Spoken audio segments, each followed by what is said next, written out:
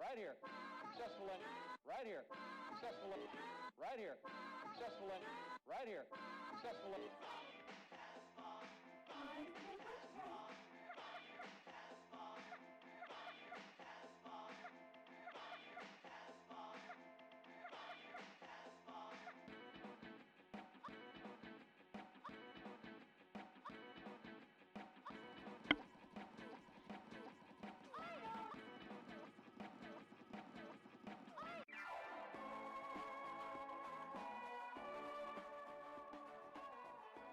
Good morning. It's August 8th, 2000 and what year is it? 20. That's a good year. Guess we're going to have a full day of reviews today. Not so much of a full day. Apparently I'm going to be in the AGA Open deal there around noonish today. So, yeah, maybe we can get a good hour and a half in today. Let's see what we're going to have for our first game. And I remembered to turn off my shutter today.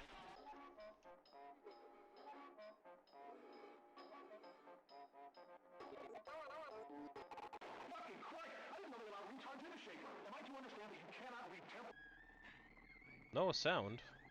Nothing at all?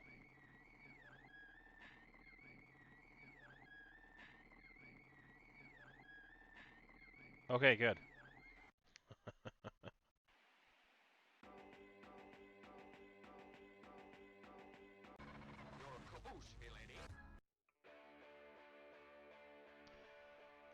Yeah, I'm always concerned about these streams. You never know what's working, and maybe there's just people watching wondering what the hell, why is he just playing stuff and nothing's being said. Alright, so I'm going to start off with Magic Chatsy today. 16k against Daimyo 16k. This was played not too long ago. June 20th, nice and recent game.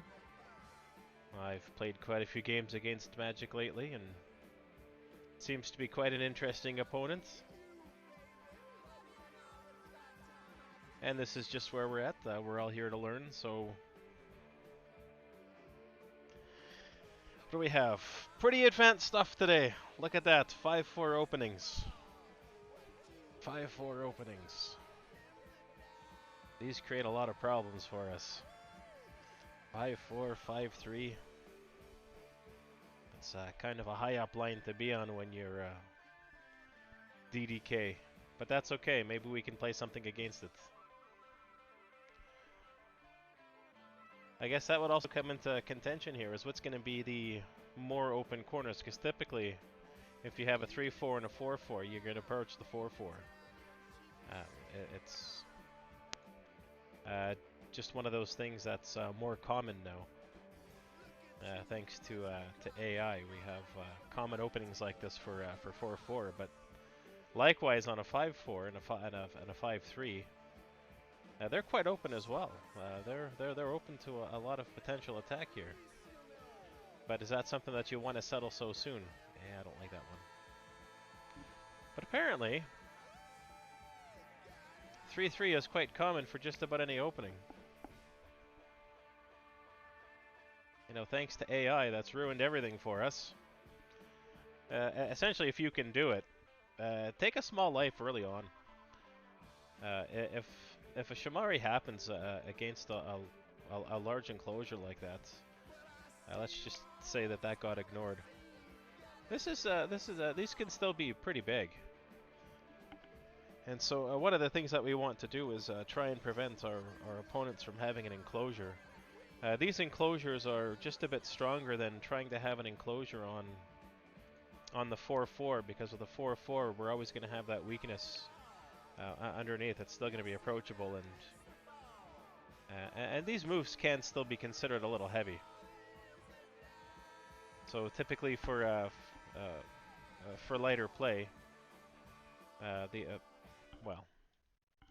old school ways as far as reviewing on senseis go is going to consider this as lighter play than playing the kick directly here, which is considered a slightly heavier shape. So you want to stay light, you want to stay flexible, and see where the game develops from there. But overall, I wouldn't say that, you know, it's bad to approach a 4-4 when the 5-4 is open as well. It just gives you something to play back towards.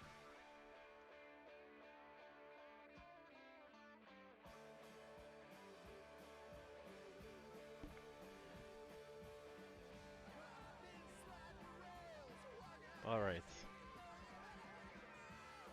I didn't even look to see who won this one.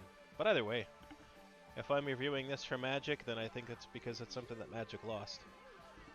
So one of the biggest problems that's going to show up early on, if you're going to be looking at your own games, if you're going to see what's going on and wonder why you're losing, one of the biggest things I would look at is how many stones do you have? Sorry, how many groups do you have on the board? Not how many stones, how many groups? So, what do we have here? We have 1, 2, 3, 4. So this is against 1, 2, and soon to be 3 groups. When you're looking at something like this, this is the biggest failure for DDQs and even SDK. And every once in a while, if you're looking at some Dan games, I was actually just watching today on a Korean broadcast. A 5P and a 7P were playing in the President's Cup. And I guess black was listed as the favorite given Katago, but if you actually take it to the more the most basic portion of the game, like one of the base rules is just divide and conquer, and this is why, you know, some games are won and lost early on. So from here, there's a couple of good moves, but they all serve one purpose, and that is to keep these two stones separate. The R15 and the O17 stone want to be kept separate. Black at Q17 does have a big advantage right now, and this stone isn't dead. There's a lot of potential for development here. Because of that, and I think we can also approach at O16, but that's getting a little heavy, and don't always want to approach things. This isn't. We're not building a house here. We're not hammering something straight on the head. This is one of those. Let's stay a bit thinner. and well, not quite thinner. Let's stay a bit lighter and have more flexibility to our shape. So this at C is going to create a cutting point as white plays in that you don't want. But A and B are going to make it very difficult to be separated. So we are going to play from A later on, so let's start at B. This is just a standard shape. We play this because this cut's not going to work. They say if there's a cut on the board, then that's pretty much the only move that's on the board. Never going to work in this situation. That's why this is a nice gravy shape. This is something that you're going to want to keep in mind as this is what's going to work in your favor. Black can play out just a bit more and weigh a bit on this stone, but this stone's not completely knocked out yet. But we can settle the corner nicely, and you see what happens when black develops and white has to defend. The other group's going to collapse. So white has one too many on the board right now. Having a pincer every now and then is okay, but this is what you're going to want to keep in mind. And potentially this could work against black because we're going to go with who gets Senta here as well. So in this event,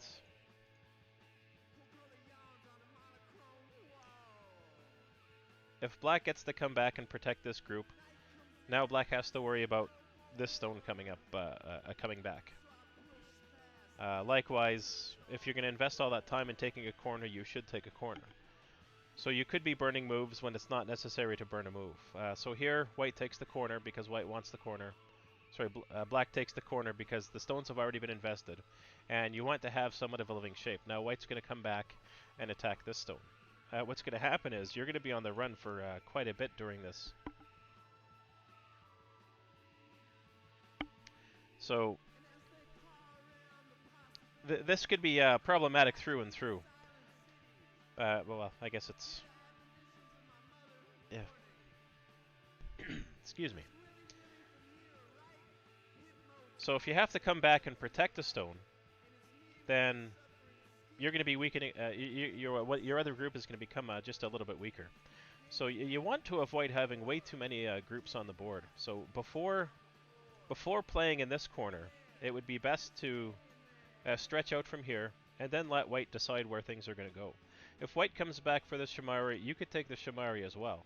But at least this way, black's going to have 1, 2, and an undecided, and white has 2 groups on the board. So there's still going to be a lot of potential here before you start spreading yourself too thin. So keep that in mind before anything else. So this still isn't too bad because if black can successfully knock out this stone, and we did see a couple of examples there where it does kind of work and doesn't work at the same time. So this is the most basic way to do it. The advantage of something like this, when you play the diagonal, is you have Miyai here. In the event that white takes one, you're going to take the other. And this does come in very handy. So if white develops in one direction, you'll develop in the other, and one of the stones is going to fall. This is a shape that's kind of made for now white to decide which should be falling here.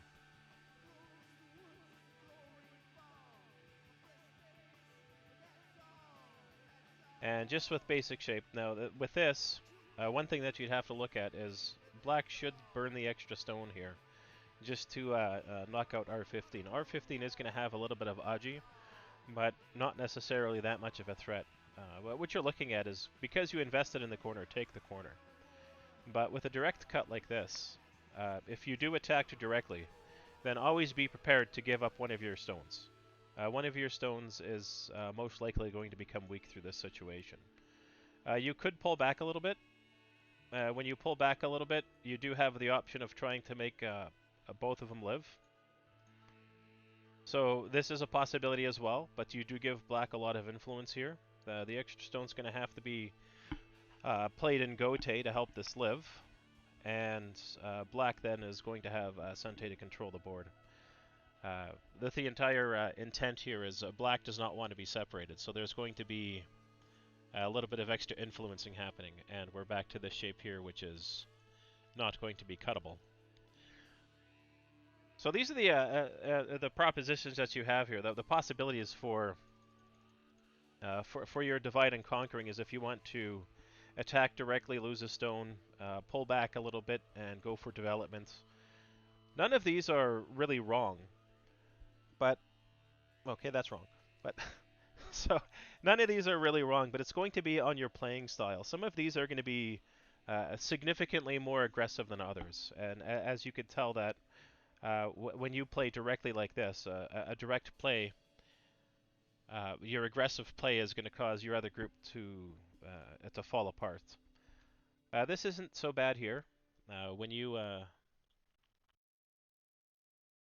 when you play directly, because it is going to threaten this. This is still going to be a fair forcing move. This is going to be for development on the side, and it's going to be difficult for black to knock out this stone.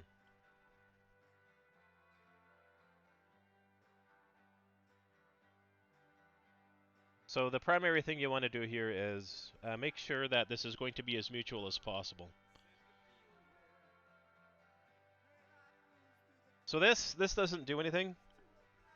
This here is kind of a thank you move, and this is quite common. So one of the problems that we run into is going to be direction. And as DDKs, we don't have a sense of that yet. We are going to get there. That is something that does come in time. And that's why sometimes we need people to explain why the follow-up from here, I'll just get rid of that, why A is better than B. So for the basics, we have corner enclosures. When you take the corner, because you have these two walls that are natural to the board working towards you, it takes that many fewer stones to live. Likewise, when you stretch out on the side, you do have one wall working towards you, and in the middle, you essentially have no walls working in your favor. So when you're playing, you want to start with a corner, move along the sides, and then if there's anything left over, you can take the center. When you descend towards a wall, it's not developing in a direction that you want. So if we let's see what we can do here. So for a corner like this corner, this is these are your points. So you would have 3 by 5. This is going to be about a 15-point corner. That'll be decided a little bit later on. But then if you play on this side, if you just descend towards a wall, it's not quite the same. So now we have, undecidedly, we have, and it's a little confusing without the support stone in there. You're going to have to pull back, and you're not going to have the same amount of space. You're going to have only 12 points. So 12 points from here, not only do you have to spend another stone to make it work out for you, depending on the approach, but this stone surrounds that much less territory. It's doing that much less for you. It is proper in certain situations to connect stones and create these walls. This is what's going to help you later on. So, like over here, it is okay to have an extra stone connection like this, but it's the direction that you want to do it. And this here is just a little small and a little low, so this isn't going to do much. You want to do something that's going to pressure your opponent into developing, and develop in such a way where extra stones have to be made to knock out. Like when you stretch, you want to be able to stretch out and maximize as much territory as you can here. Use it in such a way that that surrounds as much as possible. But coming down is not going to be enough. And now what's happened is black has come out and successfully divided these. No matter what happens, this group's not going to be separated. The more moves white has to spend to live, just the easier it's going to be for black to knock out the other stone. This is very happy development. So when you are playing, you play your corners, stretch along the sides, and make sure you're always aiming towards the center, because that's going to be your final battleground. From here, when white comes down, black could have actually happily done this, and the additional development here does give black it's still a light shape, but a far better form, because not only facing towards the middle, this stone is gonna fall into some trouble, but these groups individually are not aren't quite alive yet. So there's going to be still some interesting battle going on. So here, another good thing to do is keep pressure on. When your opponent makes a mistake, the first thing that you want to do is, once you know it's a mistake, start punishing your opponent. With a situation like this, there's not a lot of overplays that are going to be acceptable here that your opponent can survive. And being spread thin is definitely going to be a problem here. Especially when your opponent starts getting too many groups on the board. So there's a lot of things that just may not work to the advantage. So keep the pressure on and force your opponent into a heavier, more dumpling shape. And these dumpling shapes then become, well, by nature are just going to be lacking eyes. So this is still a fair development. After this, white does then pull back and stretch out for life. So this is very good. This is often missed in a lot of DDK games when it comes to these. It is quite common that people go for maybe something like this, but then they think that this is strong because it's 3 stones, but because it doesn't stretch anywhere, a string of stones is just that, a string of stones. You have to develop it into something acceptable. So to actually stretch out, this is very good development. 3 stones with wall support here from 3 spaces from 2 stones is acceptable because of the wall. Unfortunately, because of the shape of the stones, some pressure will be put on, and then this would be a light shape that black would be aiming at to force the life. And these naturally developing forcing moves are other things that you want to look out for.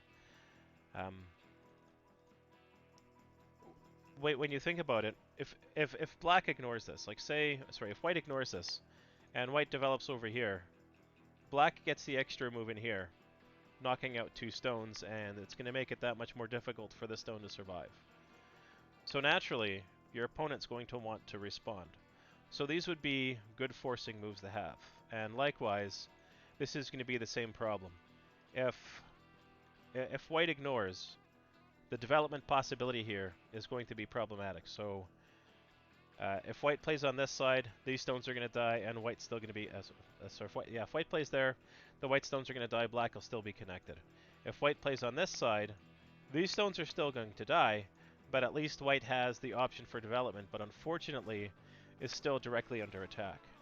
So these moves are naturally forcing moves. And with such a development, this is great because now black gets 2 extra moves, Sente, and controlling the board gets all this extra influence. So these are the things that you want to look out for. These are the things that are going to help you develop and become stronger, because the more moves you get in a row, the better it's going to be.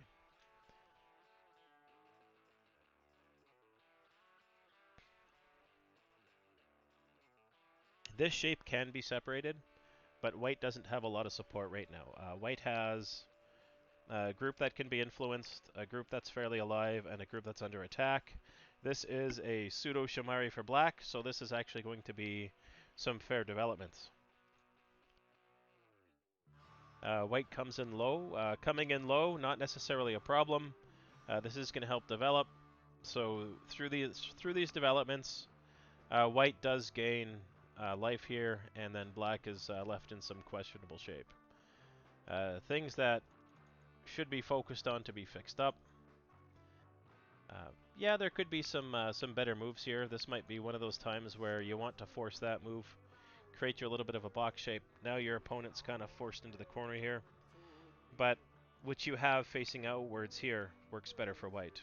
And there's still some shenanigans that can happen in the corner here. And we are a big fan of shenanigans. We do like them when possible. One of the mistakes should be white should not come in too deep and try and develop, because this is not going to end well. Or is it?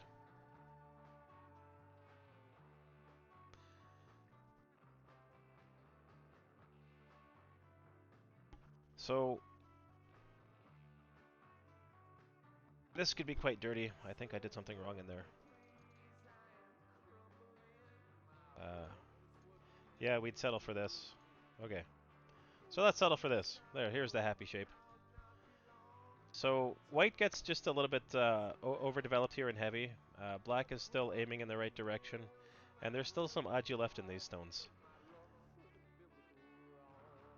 But the problem that we're running into here is with overdevelopment, it's looking good. It does look good early, but when you count, this is only about a 14-point save here. And a 14-point save really isn't that much. Considering, you know, the 360 spots on the board, right? And you're going to play about 100 moves each. Yeah, you're going to want a fair chunk when possible.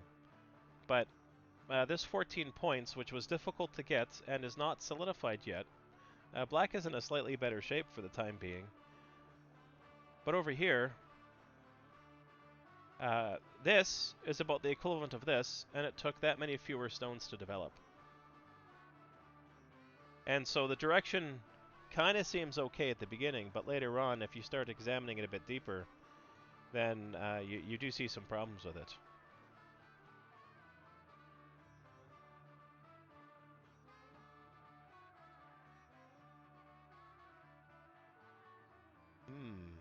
You can cause some ugly shape for black here. This would be something fun to do. Black has a few too many problems here. And this would be a way of cutting apart that would be a little bit on the easier side instead of jumping in the middle, which seems to be the preferred move right now, is you know, dividing and conquering. In some situations, good. Like this was good. It's not settled yet, so bad because white still gets to save over here. But in a situation like this, now that white would have control of the board, this was a little bit of a mistake. If white comes in, black defends, this cut's going to lead to either this getting knocked out, or if this gets saved, that's going to get knocked out. The development here would then be that much more detrimental because now these stones are knocked out. Well, they're directly under attack anyways. So we're not worried about the 14 points here anymore, but what we're worried about is how much extra development white got through this. White's going to get to chase this. If white chases from this side, which would be the preferred side, then this now becomes weaker, and these aren't alive yet. And it doesn't matter, you know, which stones you use for this. White doesn't have a lot to worry about because the entire point was to stay connected and to disconnect black. So opportunity lost, quickly fixable with something like this.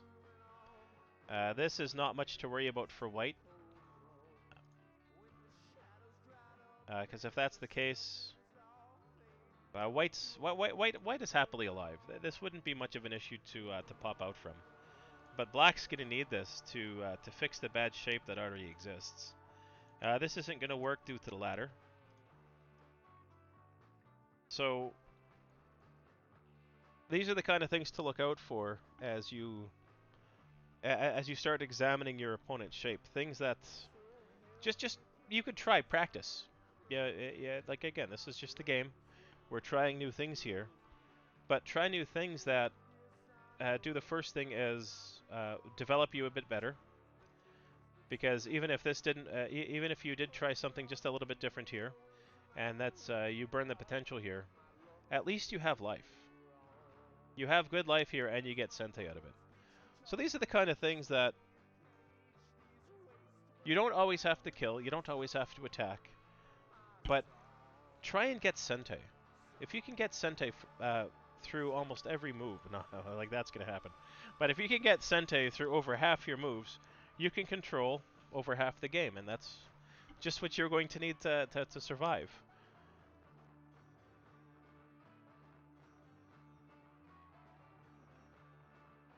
So here was just a little bit of wrong development. This does force white out, but sometimes it's better to exchange for influence.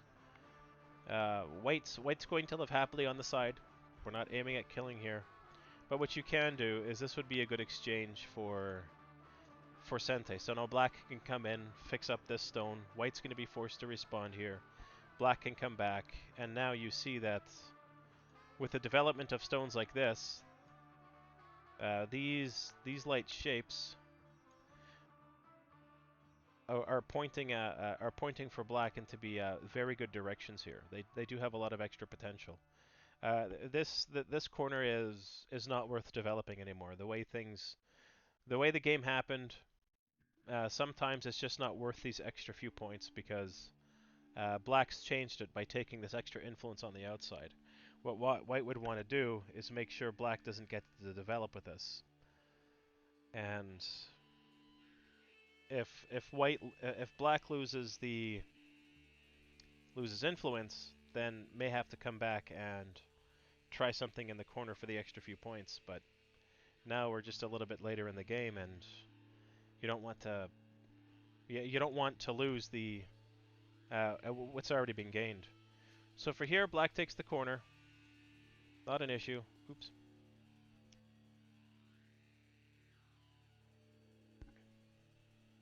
This is an issue. When white comes out like this, keep the pressure on. You can keep the pressure on a couple of ways. There's no life underneath yet, so why not just have fun with your opponents? This shouldn't be able to be disconnected.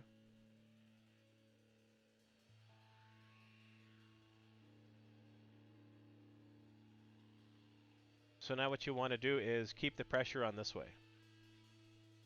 We are going to have a questionable corner here, but there's not a lot that can happen until this lives, or can it? Maybe we'll come up this way. Let's come up this way. This looks happier for now. Okay. So, yes, this does look a little bit ugly, and I do agree with that, but the exchange is it takes significantly fewer moves to stay living on the side, and this becomes incredibly questionable through the rest of the board. Stones that have Aji, dividing and conquering, we have fairly heavy shape through the middle now. It's not that it's bad shape, but for all of this to live, it's going to take a lot more moves. And if we count 2, 4, 6, 8, 10, 12, maybe we're going to knock these out. 14, 16, 18, maybe about 20 points. All of this is just worth 20 points. And yeah, a little bit impressive early on. Yeah, 20 points, I'm happy. But look at all the stones it takes to make 20 points. And what black has here, settled comfortably, again, can come back and enclose this. But this is already half that, with just a few fewer stones. And these stones aren't completely knocked out yet. So sometimes it's good to give chase. This here, it does fix the hypothetical. If white wants to monkey jump in here and, you know, do an extra bit of reduction, it is possible.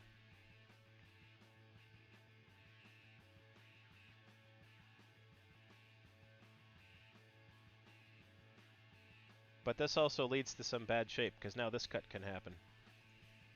And again, now black will be stuck with, let's make this live. And then these two stones fall apart a little bit over here. And now white gets some good influence. One of the biggest mistakes is going to be trying to save every stone.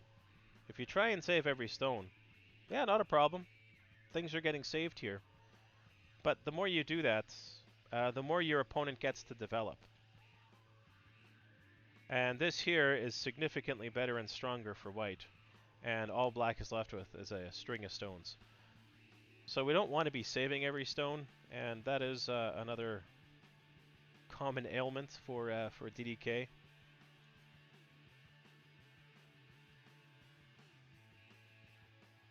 Okay, so this does serve a couple of purposes. This is a little bit of fun here.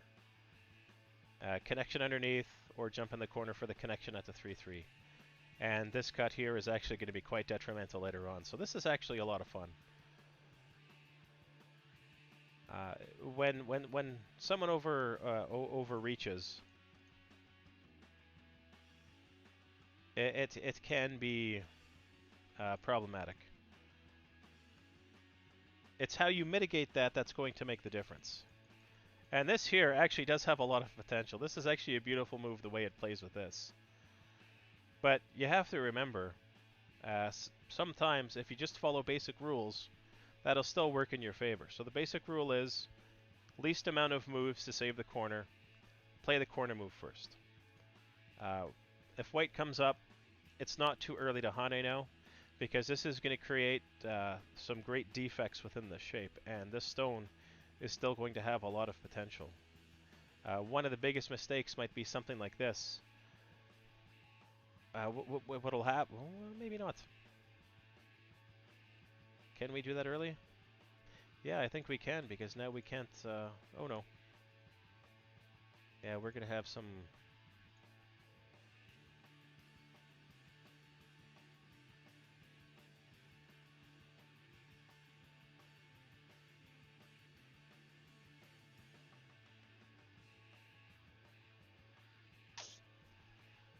Yeah, we're not going to be able to make that successful.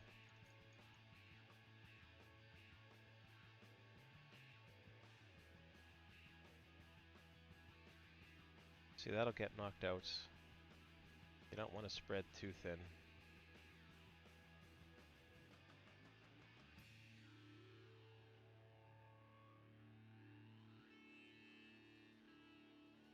So yeah, white can't Hane there. White has to come out, develop. And this is going to be tough for a string of stones like that. I'd go out one more.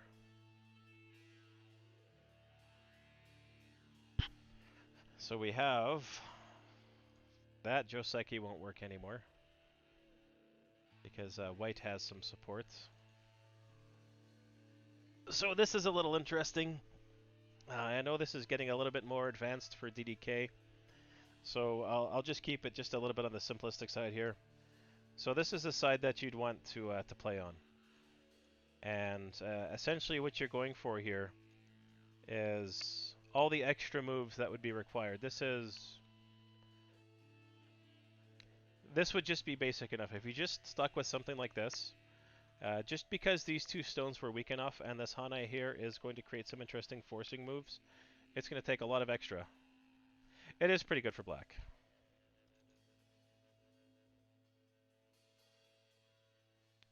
It is pretty good for black in that situation. I think that this is a nice move, depending on how things developed. And I know they developed differently in the game, and I actually do like the way it was played this way. This is actually very nice. This just looks like it was a lot of fun. For that possibility, if black comes in on this side, just the...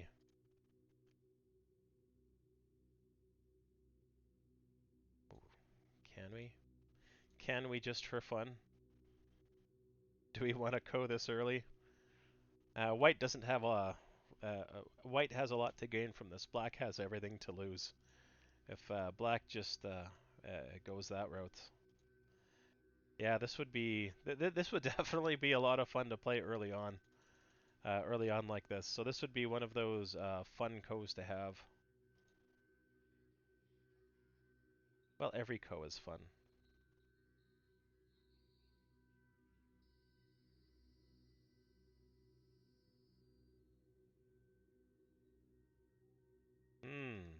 Would that even be worth it?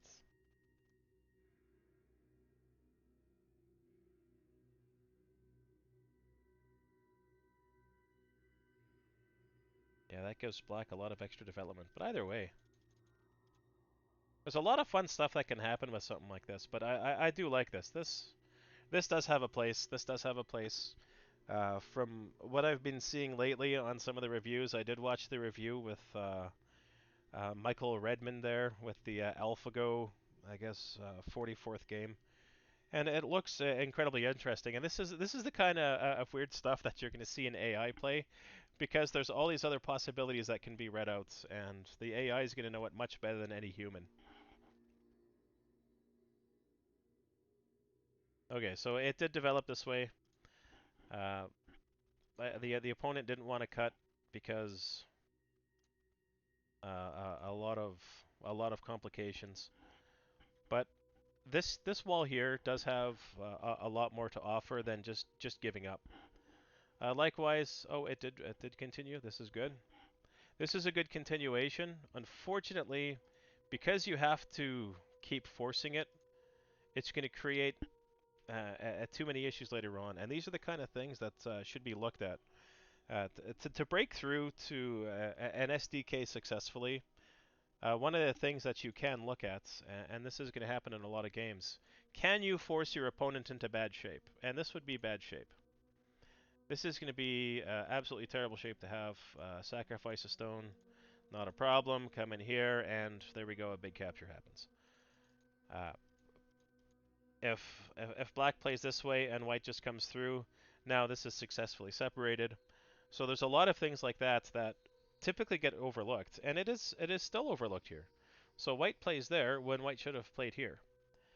And don't worry about something like this, because now there's going to be far more problems over here. And black plays an extra couple of moves to grab this. Maybe you'll get some good corner.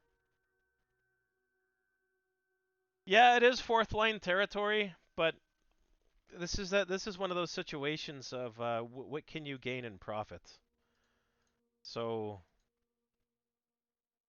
if black comes in that route, this is still very well defended, and black's going to have to spend all those extra moves.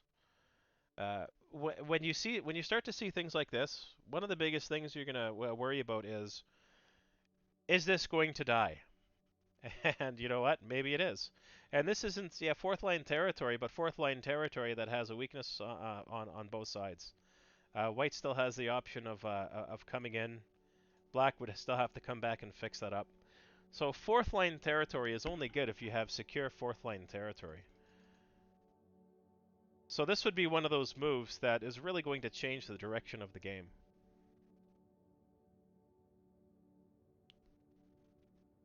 But this is why I like DDK games, because with DDK games, like all these options, they're open and they stay open for a very long time, and you're just hoping. It's like, play the damn move already, play the move. It does keep things very suspenseful. Okay, so this is good for black. Black comes back to fix up a little bit of a bad shape. This is the proper side to fix the shape on. Not too concerned about this because you get big wall, lots of territory, lots of potential, and now the violence of this is right. I should have approached on the 3 line. So now with something like this, it's very difficult for white to do really anything with this, and there's going to be it's going to be an ugly battle. We're going to have a lot of fun with this. However you want to have the fun is going to be up to you, but a lot more attackable. So these are the kind of corrections that you want to make. Don't worry about giving up the 4 or 5 points in the corner if you can get bigger points someplace else. But yeah, coming down here still leaves this as an option. Uh, there's a lot of things that do have to be fixed up. We can have some problems here with the shape, but who's going to win that capture race? I know black's going to win that one now. So now this takes a lot of the Aji out of the stones.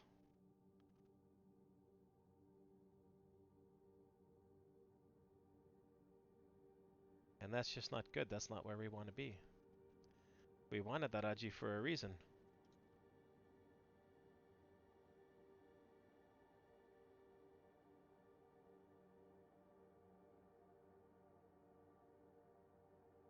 How about that? When you miss your chance, and then everything goes to crap. So play it while you can. Not a bad defense here. That's actually pretty nice. It does fix up a lot of the problems here by creating that kind of liberty shortage through here. So this is a little high. When black has all this influence, yeah, you're not going to be too worried about these anymore. But now what you have to be worried about is this development in here. So you can come in a couple of ways. This is my favorite way to come in. Just leave yourself the right amount of space to create uh, to create uh, that little bit of a stretch for eye shape. This is going to be, and especially on the DDK side, I know that when you get a lot of Dans looking at this, they're going to go, it's like, oh my god, that's still dead. Yeah, maybe it is, maybe it isn't. But when you come in at the right spot, this gives you a lot of extra. So corner secure. White's going to have to play. Sorry, black's going to have to play a lot of extra moves here. But all this extra that's going to be used to make it live has destroyed all the potential that was here. And essentially, that's the name of the game. Is if I can't have it, I don't want you to have it either. So come in and have fun just destroying your opponent sometimes. Because if you can come in and live, that just makes for an exciting game. And yeah, it might frustrate your opponent a little bit, but that's their own fault for not playing the right move.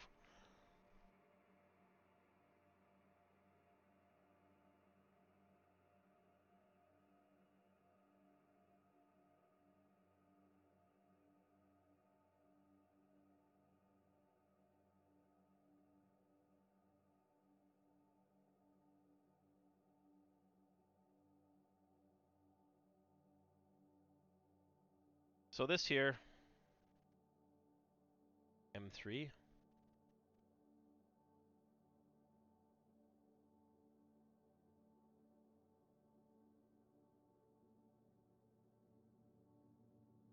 Yeah, M3 works as well.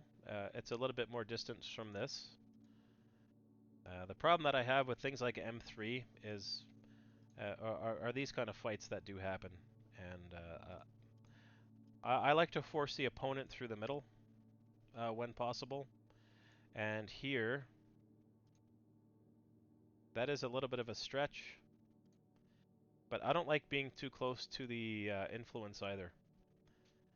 If you do have to pull back just a touch because of that shape, you're still going to be in yeah, you're still going to be in a little bit of a bad way here. There is that kind of a fine line between just close enough, and I think that just close enough is gaining the two space no matter what happens, and you know which side that you want to do the influence on. And I would let something like this develop. The first thing that black wants to do is take these forcing moves for the one eye. Get a forcing move at P5.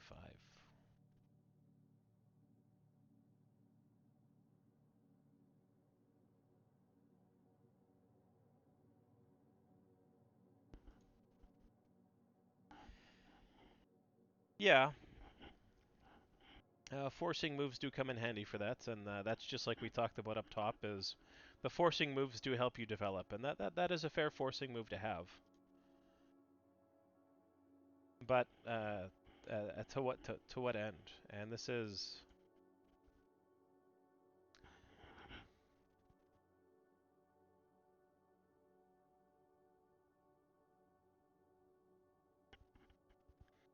if you develop up,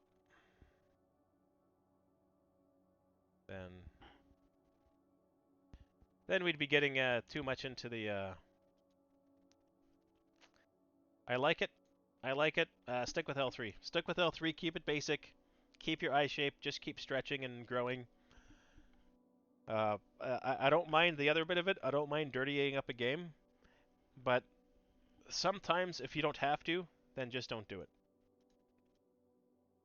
You don't always have to make something like that. And you could still get...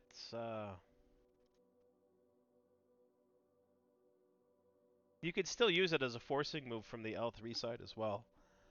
And yeah, we do have a little bit of an ugly shape in here. But just remember, the more that black attacks this side, the weaker this is probably going to get later on. So it's not really in a place to do both at the same time. But do whatever's easiest to take over your opponent's territory and just live just enough.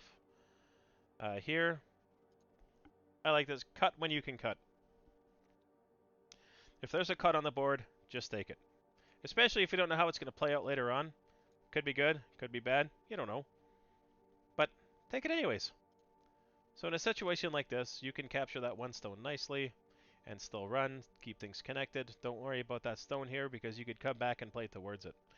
This is a little bit of extra large development for black right now, but at least white's staying connected here, and because white kind of started a little bit behind with this trying to pincer, this might not be too bad.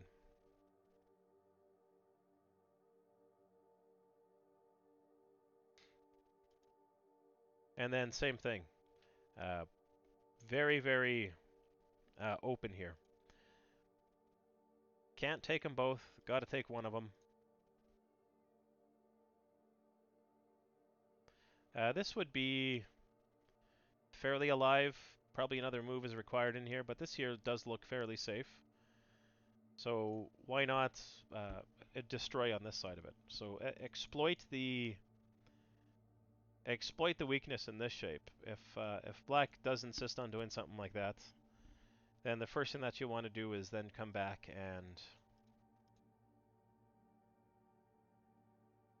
so those two stones get knocked out. You do get a little bit of extra in here.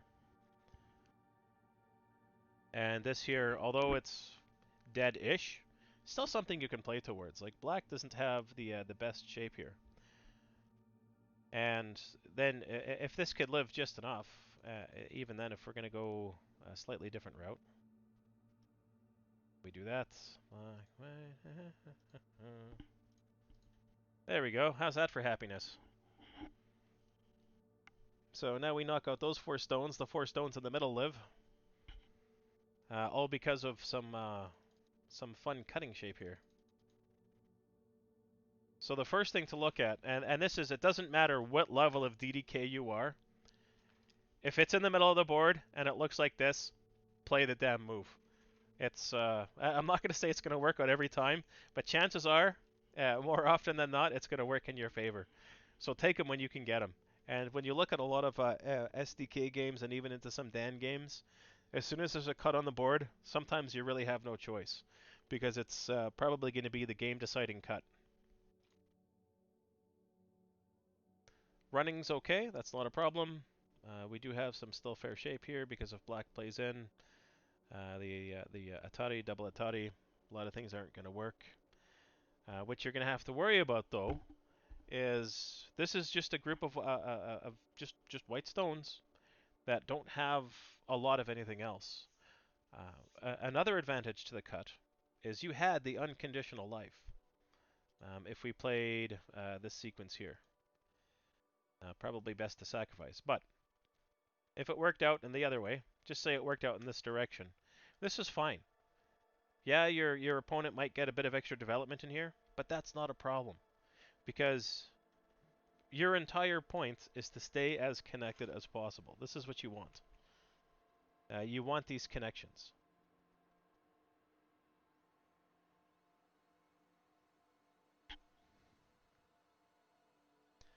Okay, what do I have? Wow, that is 1 hour on a 16Q game. Okay, Jill, do you have anything fancy coming up? I know I have a tournament starting in a little bit.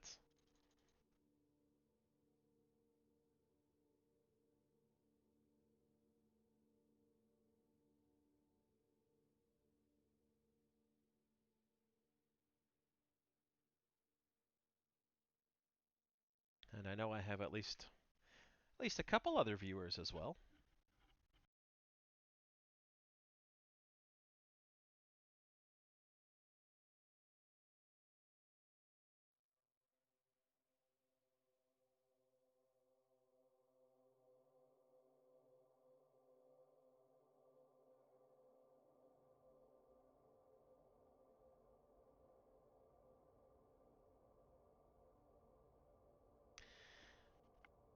Oh, propagation of death. I think we can create that into a movie.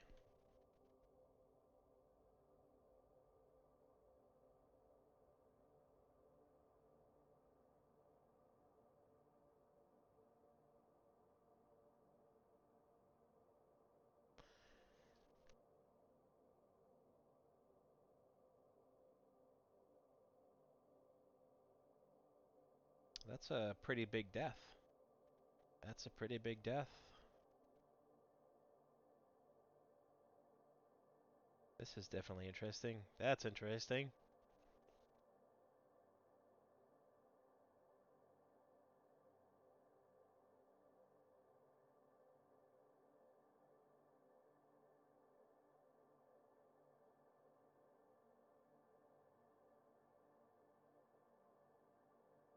Oh, let's go this route.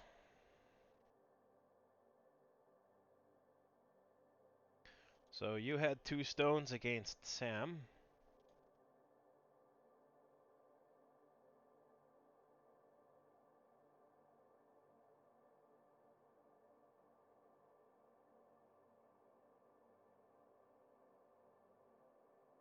Well, this is the fun part about OGS and online ranks now, because just a month ago I was 3 Dan and now I'm back down to 8 Q, so yeah, who knows how many stones is enough against anybody or anything. So this here, nice and old school. This creates for some fun shape, a little bit heavy, hopefully white extended there. Hey, look at that. So this is nice. Nice, good start. I don't like this. AI probably likes stuff like that. This is just a little bit better. And then I believe this means that's a co, and this is life, one of the two. But then I'd have to remember all those fancy tricks. AI likes both. Well, that's good. Okay, this is a little high up. Black takes a Shamari. Black has a corner over here. This is undecided. And now we have an approach. Okay, so double Kakari.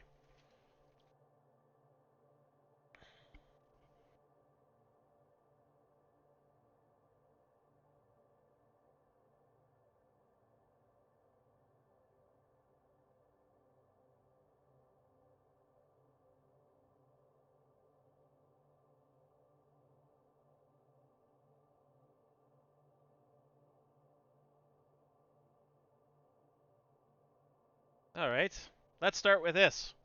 What do you suppose the problem with this shape is?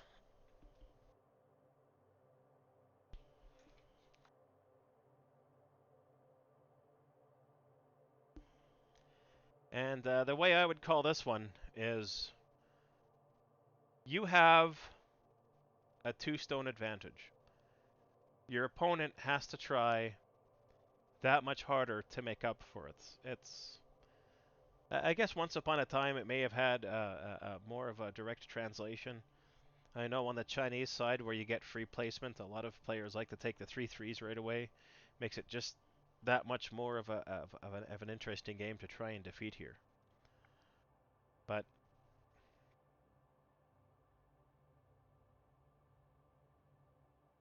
I don't mind a double Kakari in certain situations, but in this situation, I would just say stick with the good old-fashioned divide and conquer.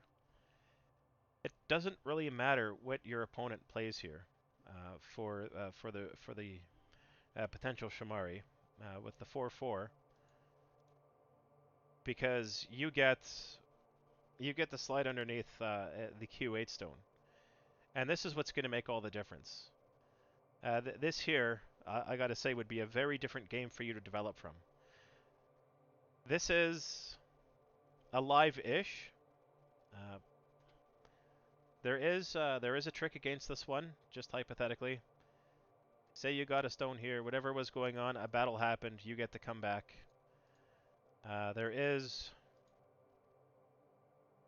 a weakness in this, and this is one of my favorite approaches. I actually got to use this quite a bit in the past couple of months in various games across DGS and OGS alike.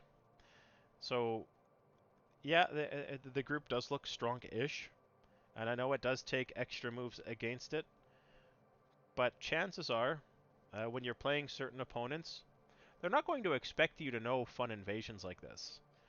And this isn't going to be one of those, yeah, you're going to kill your opponent and, you know, everything's going to be all happy-go-lucky or they're going to kill you, but it's about the influence. It's about the forcing moves. And so because we know that there is an inherent weakness to this shape now. And yes, I know you like this move here, but there's a couple of reasons. So, say white's going to come back and defend on this side. Black plays here, white's going to have to come in, and you get some fancy shape on this side, but at least you have potential now. All you have to do is keep these two groups separate. This here, yeah, a little bit on the alive side, but this one here is in a lot of trouble. And you have some fair development over here. And yeah, there's probably going to be some shenanigans by white, but overall, shenanigans don't mean much as long as you've played your cards right through most of the middle game. So, attacking like this, the first thing that happened was this stone became quite weak. The best offense you can have is divide and conquer. And you took the potential of divide and conquer and got divided and conquered. So this here, for whichever side you want to do it on, and this probably is going to work out as well. Like I don't see a problem with playing this one, but I just don't like leaving this one. I like the typically Sente. Your opponent has to do something. If your opponent plays there, take this one for life right away. This is going to play very well with this enclosure over here. And don't worry about it. Extra moves are required to make that viable. And you can just be happy with... oops. You can be happy with just about anything over here. And your opponent shouldn't spend that many extra moves on it, because this stone isn't worth that much. This stone is a throwaway stone now. So don't worry about that. But stick with rule number one. Rule number one, I gotta say, is going to be... How many rule number ones do we have? They're all rule number ones. Divide and conquer, cut when you can cut. They're all derivatives of the same thing, aren't they? It's a superstring theory. They all exist as the same term. They all do the same thing.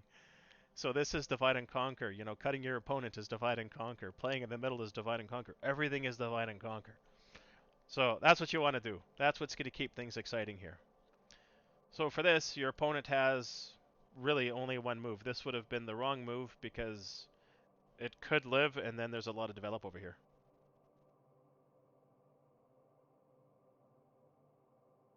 Yes and no. I think double approaches are going to have a purpose in a unique situation. If maybe if there were different surrounding stones, it could have had something better. I've played them and been successful, and I've played them and been destroyed because I miscalculated my surrounding stones. So you take the 3/3 here, not a problem. I would have come back this way, let your opponent have that, and maybe settle something like this. This isn't dead per se, and these aren't really useless stones. So you could have just sacrificed that way.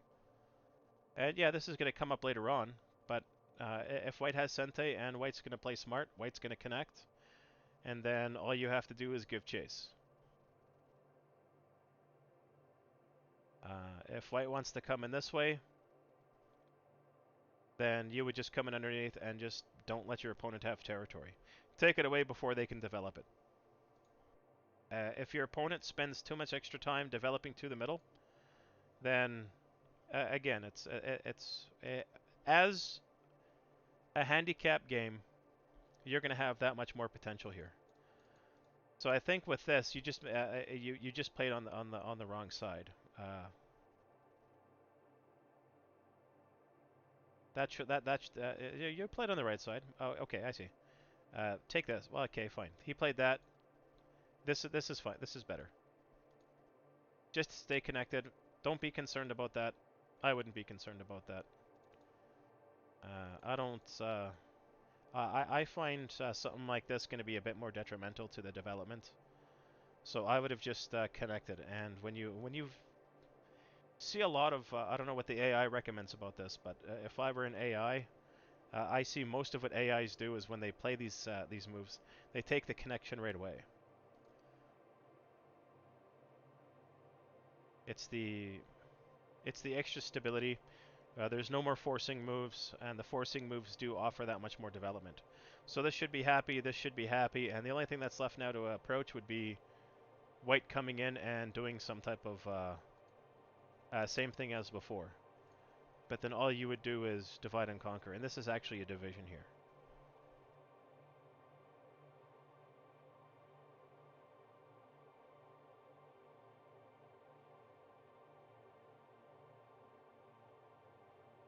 So that corner's alive. Okay. So again, so now here's the problem. The shape was open, and the shape did get approached. And white wedged. That's a pretty good wedge.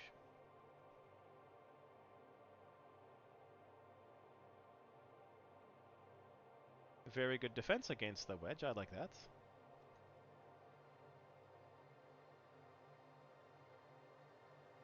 Keep going. Just keep going. Approaching this is useless because it looks to me like this is pretty damn alive right now. Alive-ish. Mostly alive. 99.9% alive. Approaching a strong group would be pointless. Chasing a weak group is going to be the way to go. Yeah, your opponent's going to come out. Then you can come back and start attacking from every direction now. So this here, this is what lost you against this group, because this group wasn't strong, and an extra move does make it strong. So this is where the battle kind of falls apart. So just keep going.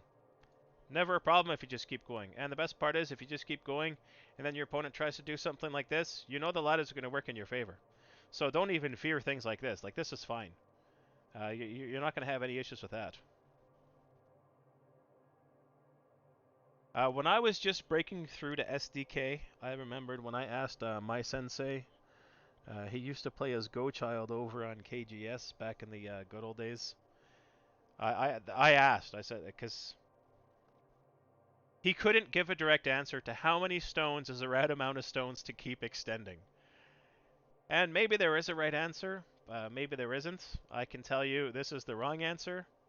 This is better, your opponent plays, this is even better. And I like to have the 4. And we know why we like to have the 4. Because just remember that just say you play elsewhere, white comes in, this happens, and then now we have a lot of problems with this 3-3-ish type shape. Actually, that wouldn't even happen. This would happen first. The double Hane against 3 stones is just terrible. So play one more. Play the 4th. May the 4th be with you. So play 4 stones, and white's going to have to play a lot more moves just to try and make this viable now. There aren't a lot of good things to do with it. If white's going to come in here, then by all means, use that to your advantage for development. I wouldn't be so concerned about this, especially something like this, because you're not really peeping at anything here.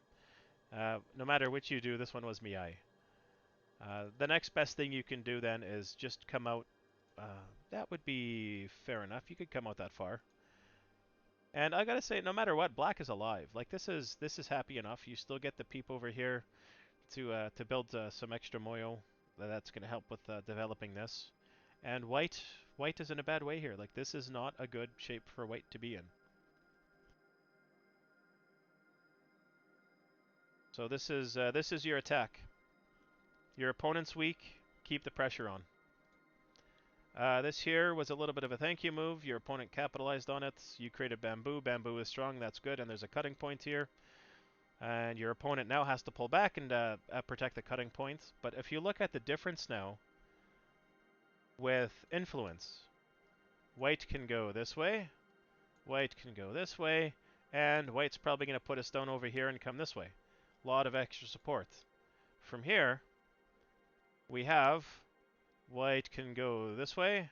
White maybe has a bit of that way. Well, white still has that way and a little bit of this way. But, where was I? There we go. And also, white gets this way as well. So With this group here, there's a lot of extra directions that white can go to live. Hmm.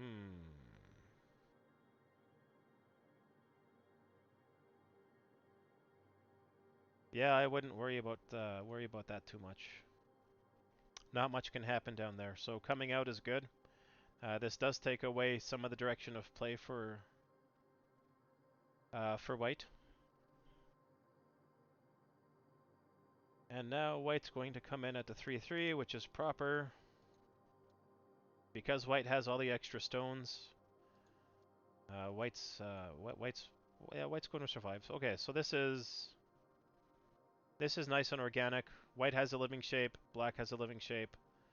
Black has a good extension that prevents white from coming in, and you're surrounding this from a distance. But surrounding from a distance isn't doing anything now because this isn't at risk any longer. So you should find something else to put at risk. Put this at risk. This is a very good situation to have here. Another good divide and conquer possibility. Yeah, this does develop. There was the possibility of some territory in here, but if you can keep influencing, and don't forget to take your peep when you can take your peep. Because maybe this stone is going to help as you develop in here. When you follow the potential of a ladder, maybe this was the right move. Because now there's still things that white can do against it, but whatever is going to happen, the other side becomes weak. So I would say stick with the divide and conquer mentality on this one, and maybe, just maybe, this will become weak, or this will become strong, this will become weak, or vice versa. Because you do have the advantage right now. This is... I'm not going to say this is dead. It's not alive. It's going to have some influence against it. This looks safe, this looks safe, this looks safe. Black was actually in a very good shape to do a lot of shenanigans in this game.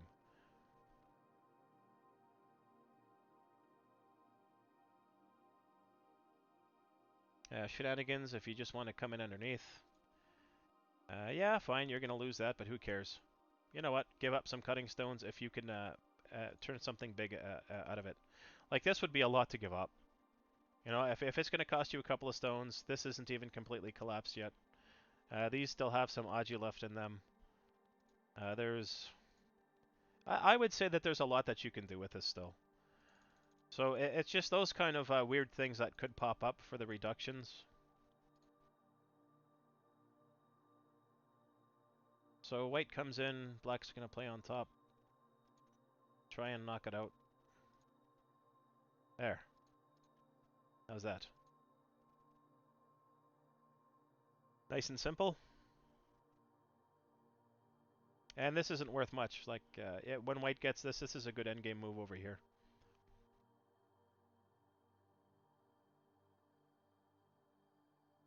White wants to play underneath and keep fighting that way. Then we have some problems over here. Take a few extra moves. Things are going to become weak. Still not alive yet. A lot of extra moves to make it happen. But the simplicity of this situation is you already had a safe cut. You have fantastic shape over here. And when white comes in this way, if necessary, you do have the potential. Like these, you can make the extra eye shapes as necessary. Black doesn't have a lot. Sorry, white doesn't have a lot to go on. The more white attacks from one side, the weaker he's going to get from the other.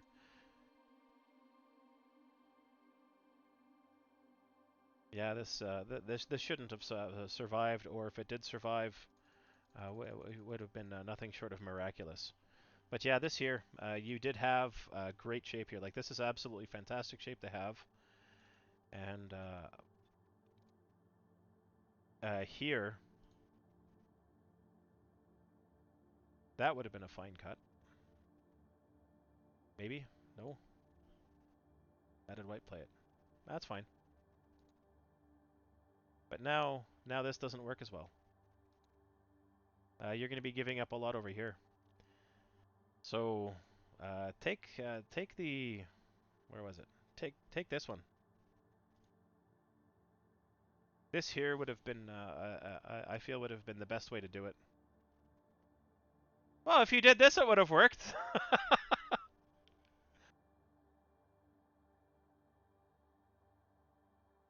So this is forcing your opponent towards your strength.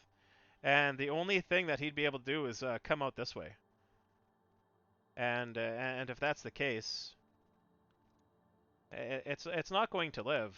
Extra moves will be played. You create your bamboo again. White comes out, and you're gonna have a much more solid shape. I think for what you do, it's not bad. You spread yourself a little thin, but then you're spending a lot of extra stones to capture one stone. One stone got captured. This was played. Because it was played in that direction, this stone became that much weaker. So I think it's how you're thinking of your attacks at the time. And this here was actually, this was too deep. This was a big mistake. You did play the correct first move, but it's the follow-up that was a little weak. That's creating these potentials here. And just maybe, because that wouldn't be feasible, would it? So say something like this happened. Yeah, maybe you could have just done this. Give up a little bit, gain a little bit more. So that wouldn't be a problem. And then just stay connected. Yeah, but that cut in there is, like this here would be... This does create quite a few issues. And the unfortunate side of this is, this cut here.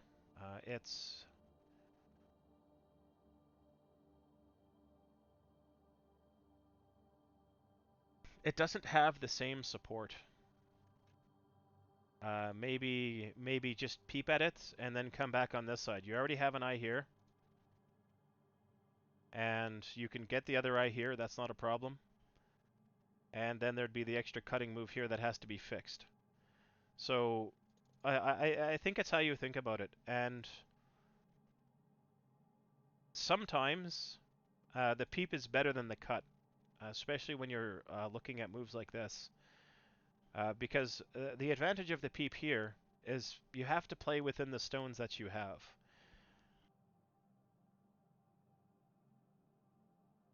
If you're always aggressive, it's very easy to become weak. If you're always defensive, you can't get enough points to survive.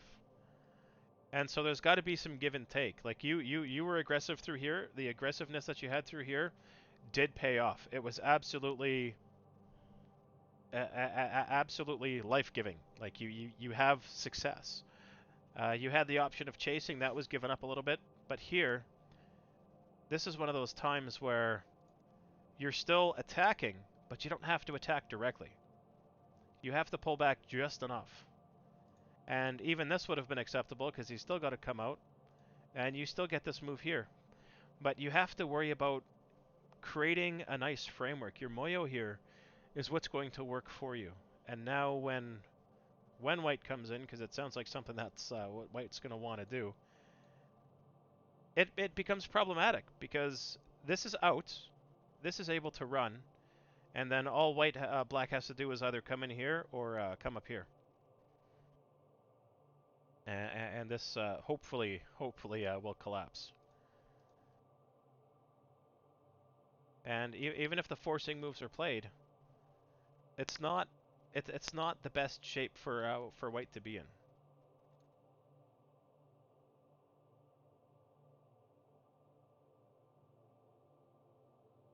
So take a little bit of life. Could even take it on that side first. This has a little bit of a cutting point in there, but this is too weak to cut it yet. So know where your life is, know the weakness in the groups. And this here, this does start to fall apart now.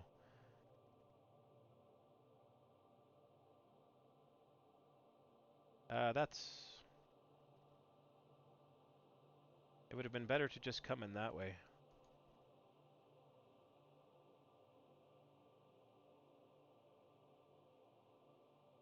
Can you do a Ko? 1, 2... You do have enough co-threats, I think. Or just come in this way. Just come in that way and stretch out. Let white have this, black takes that. I would be okay with that. Even if you come up this way, there's not that much can happen other than the peep. The peep does help develop this though, so that's why I would not like that. Sometimes it is better to play this, and that peep doesn't play out the same.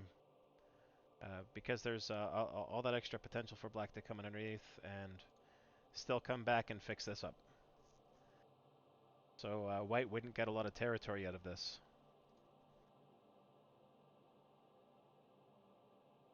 There's a possibility white's going to play out this way. If white plays out that way, this is actually very good development for white, which isn't a problem.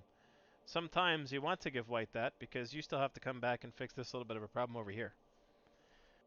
So it's about knowing when to forge ahead and knowing when to pull back just enough.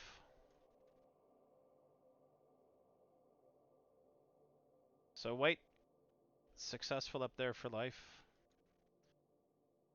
Not bad. Doesn't do anything. Creates a cut. Alright.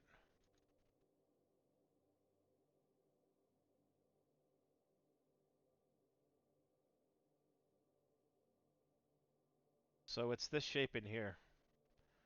12 points. It's where you come out of that'll make a difference. Oops. Could probably... Yeah.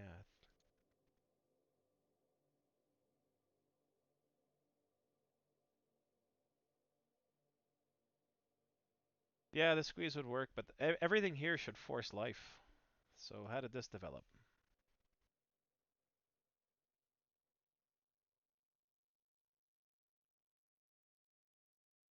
Okay. Uh, don't don't attack. That's not an attack. Is that an attack? If it's going to be an attack, attack this way.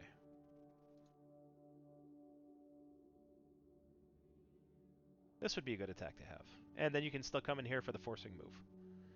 That'd be a very good forcing move. White's not going to waste any moves that way.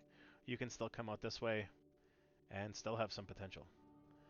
So the Hane would work in this situation. White plays there, doesn't matter, you still have this possibility. You can do this, force that, and you still have these connections. But I would say this is comfortably alive. There's not a lot that white could have done with this that would have been that problematic for you.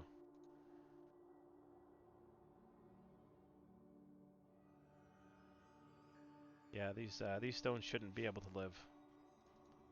Force you to take them for sure, but 1 eye, 2 eyes, I think you're okay there. So counting lives on that side. Don't worry about saving this group. So if you are going to attack, open with a Hane. This would have been a much stronger to...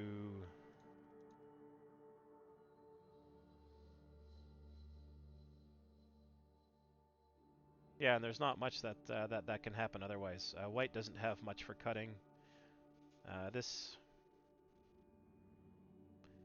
is Miyai, yeah, because that's alive there. So that wouldn't do much anymore. That threat's gone-ish, but still a little bit problematic. So I think your heart's in the right place for attacking, but it's attacking in such a way that gives you life, and this wasn't safe yet. So you've taken a living group, and you attacked with a living group towards a group that was potentially questionable, because there's quite a bit that white could have done against this. There's a lot of inherent weakness in this particular shape.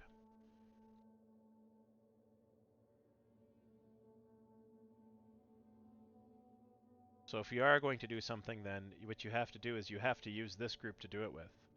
Still threatens the Hane here, but let your opponent make that decision. And you still have a lot of potential coming out of this one. But what you have to do is you have to attack with your in trouble group. And you have to use that in such a way that's going to fix all of these instabilities in here.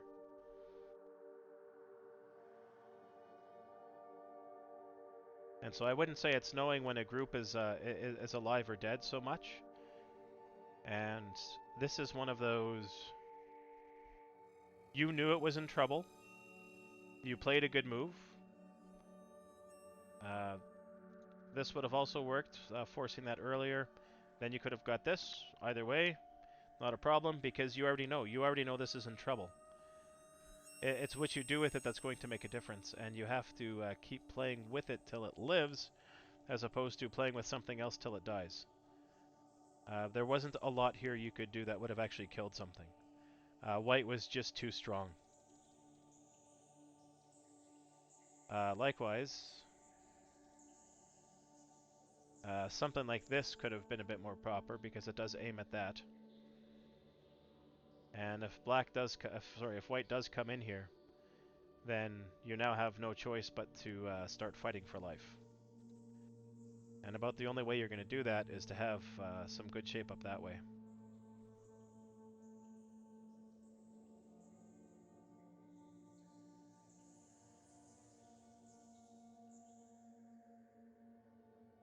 But again, so this is common.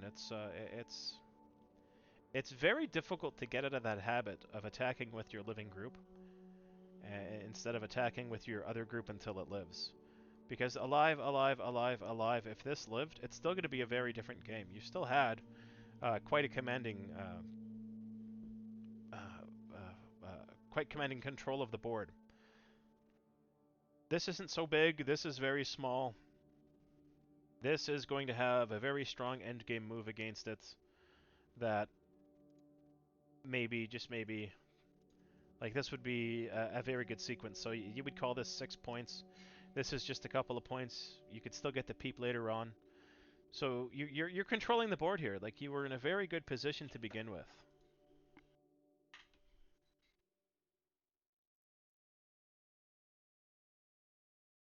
And so now when white comes back, white now is reducing all the eye space.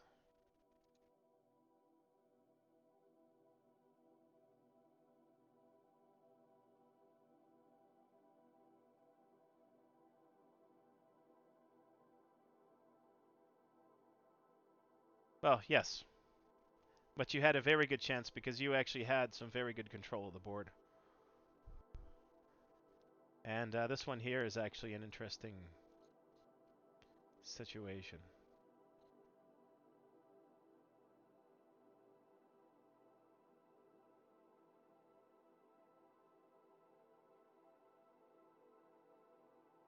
Yeah.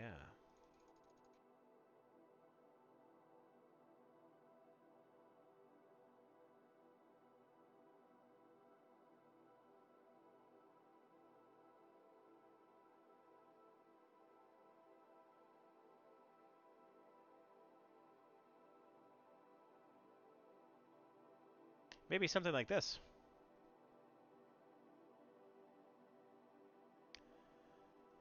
Well, you could move on. Unfortunately, the size of this group, that's like a game-deciding group right there.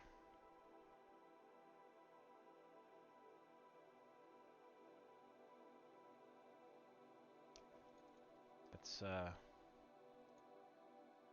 not always that easy to just move on.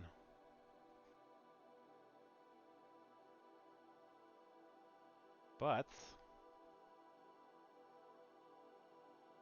I think it's what you sacrifice in here to give back the potential. White can play towards a lot, but I think overall, you could have still had 2 eyes in this group. With this move here. Sacrifice, this stone dies, so you get an eye here, and a future eye there as well.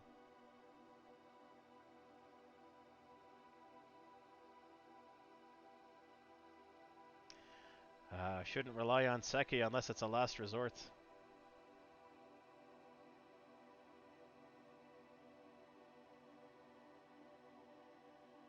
So here, saving a stone is a mistake.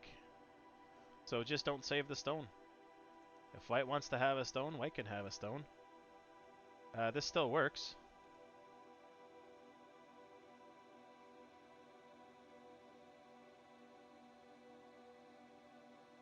It can't be reduced small enough to kill.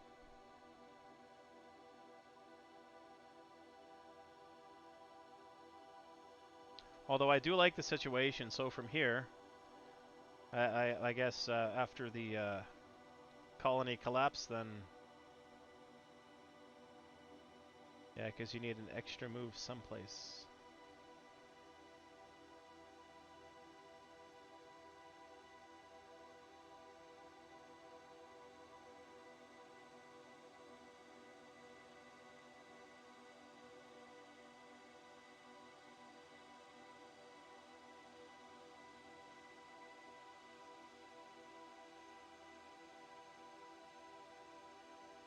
Because that would be the next best.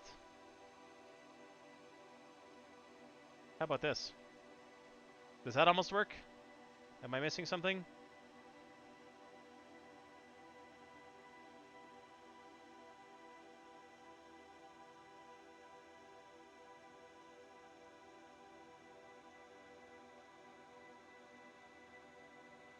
Uh-huh. How about here? I'll learn how to play this game eventually.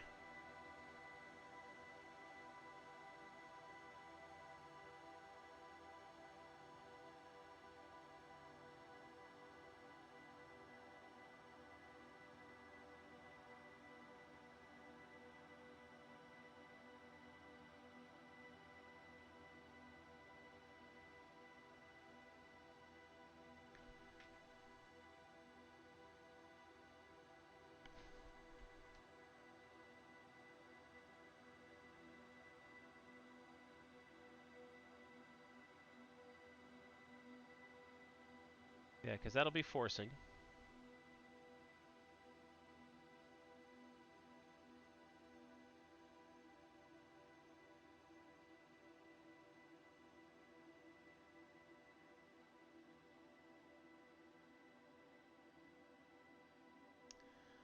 Yeah, no, that'll die. Ah, terrible.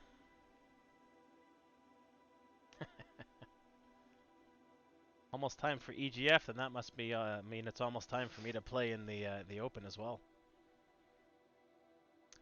There's an open coming up. So that dies.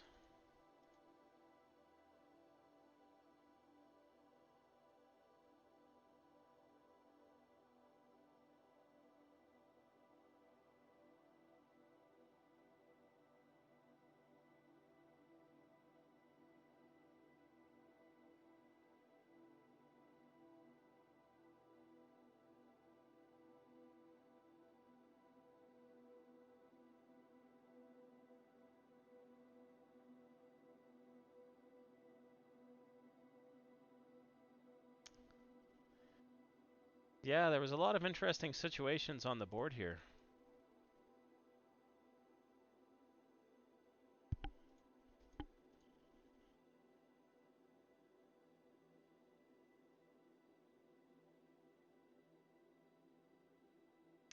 Yeah, that's got squeezed out. Ah, okay. How about that?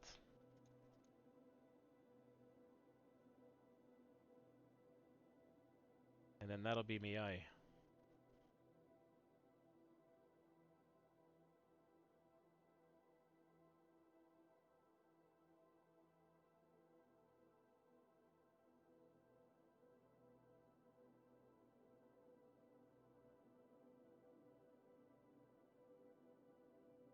Nope. Then we could squeeze out that way. Hmm. Troublesome, troublesome group.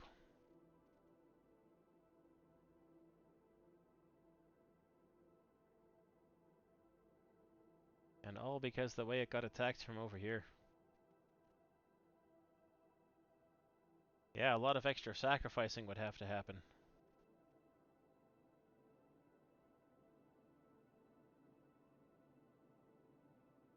So that's 2 groups down.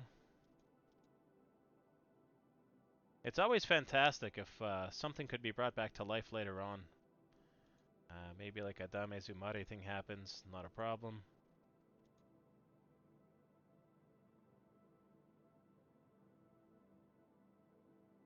Saving those 2 stones. Only if this actually could have been disconnected somehow. The next best chance you have is, well, take the peep, come up, but yeah, nothing else. Nothing else is really at risk here.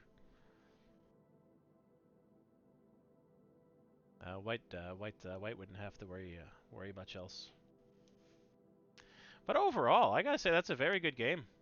There's a lot to learn from this game.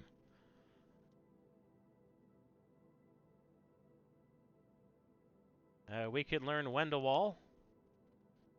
This here actually would have worked to your advantage. You know, I gotta say the double approach and just a slightly different situation.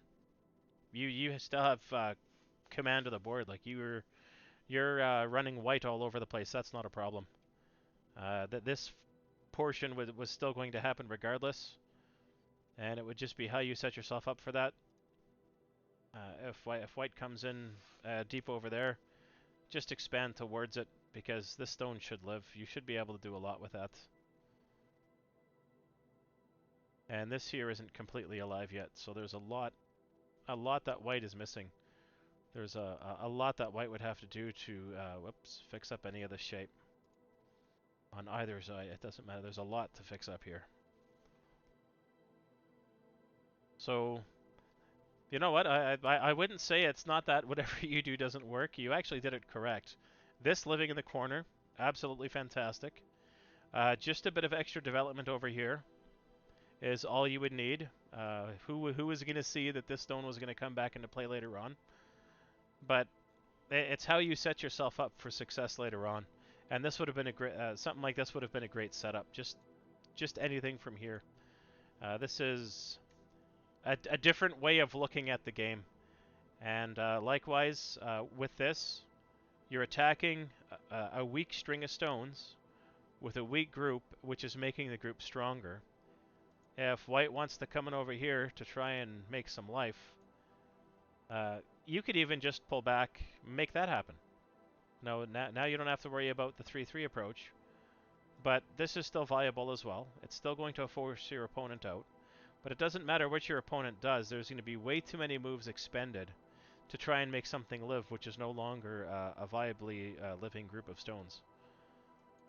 So white would probably have to approach one more, and if that's the case, that's when you can start pulling back. Because this now has a lot of potential for the eye up here, eyes down here. When black comes down, it'll threaten the connection across. So a lot of potential to go around on this one. A few things to correct, and I think the biggest thing to correct is use your weaker groups. If you know a group is already alive, use your weaker groups and attack with them until you know that group is alive. If you can't make that group live, then that's probably a fair choice for a good time to resign before the rest of the game is played out. Something like this, just a minor change in the way that you think about attacking a stone. Don't cross-cut if you don't have to cross-cut. I know you did have some influence that's very close by. Very good influence to have on both sides. And this doesn't seem like much, but you have all the strength, and this would have been a game changer right here as well. This would have prevented a lot of the future heartache. White's got his 6 points here, 2 points here, and then what's white going to do with everything else? So you control the board incredibly well, and this is the curse of move 70 for you. I don't know what it is, but move 70 doesn't seem to be working out for you in some of your games. This is when things seem to go really wrong, but that's okay. For what you have going on already, for how well you fared in this game, you did do incredibly well, and it is a pleasure to look over this game. Like, this is just a very good game to see.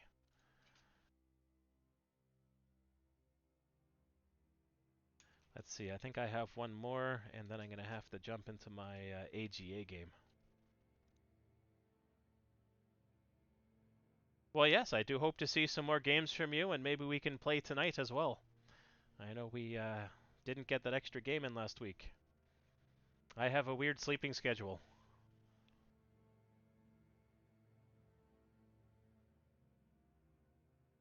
Okay, I'm going to jump into a 25Q game because I promised him I would.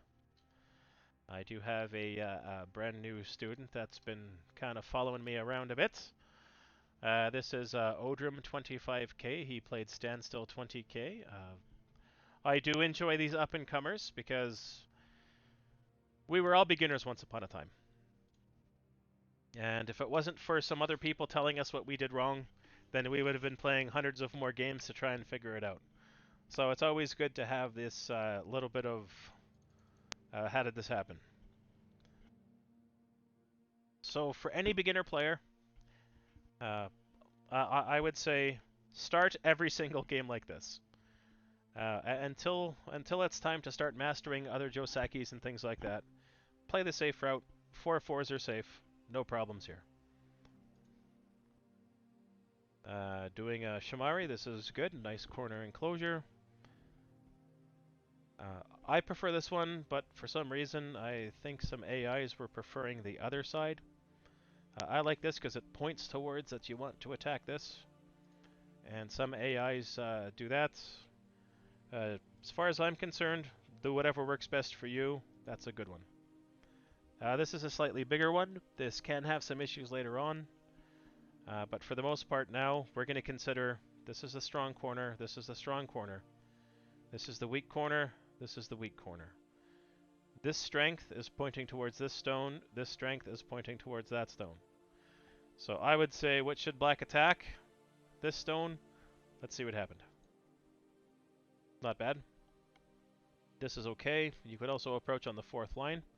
I don't like approaching on the 4th line. Well, I do and I don't. This actually does make for some fun against this. It's very difficult to invade. On the 3rd line, we're still okay here. Only problem is, it's just a bit easier for white to get some extra ground on this one. And so that's why... but either or. Other good thing about this is you could actually ignore that as well. Come back and approach this corner. It's very difficult for a white to do any kind of pincer on this stone now.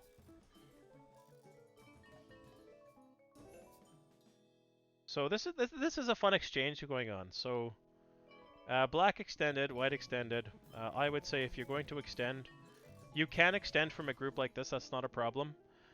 It's also possible to extend from this stone to try and make it a bit stronger. But in this way, it would have worked against you because you're now approaching that group, which is wrong. This group, which is a little bit on the strong side. The other possibility, which you can get into now, is just jumping in right away and approaching the corner. So this would be a fair approach because this destroys the influence of these stones the way it would support this stone. So this would be my preferred way of jumping in. So this is just a slightly extra aggressive play. Something that is going to eventually happen, so you may as well learn it now and start playing it against your opponent. No, it's not always going to work out, but with fewer reviews, we will always figure out why and correct it. So this is good. 4th line, 4th line. So from here, if white comes out this way, black's going to come down here, and if white comes over here, then black's going to come down over there. That's the way it should happen. So this would be fair extensions to have. If you come down on a 3rd line, you now have... with this bit of 3rd lineness, it's not bad. I don't mind it, but jumping 4th to 3rd is just that little bit better because it helps you.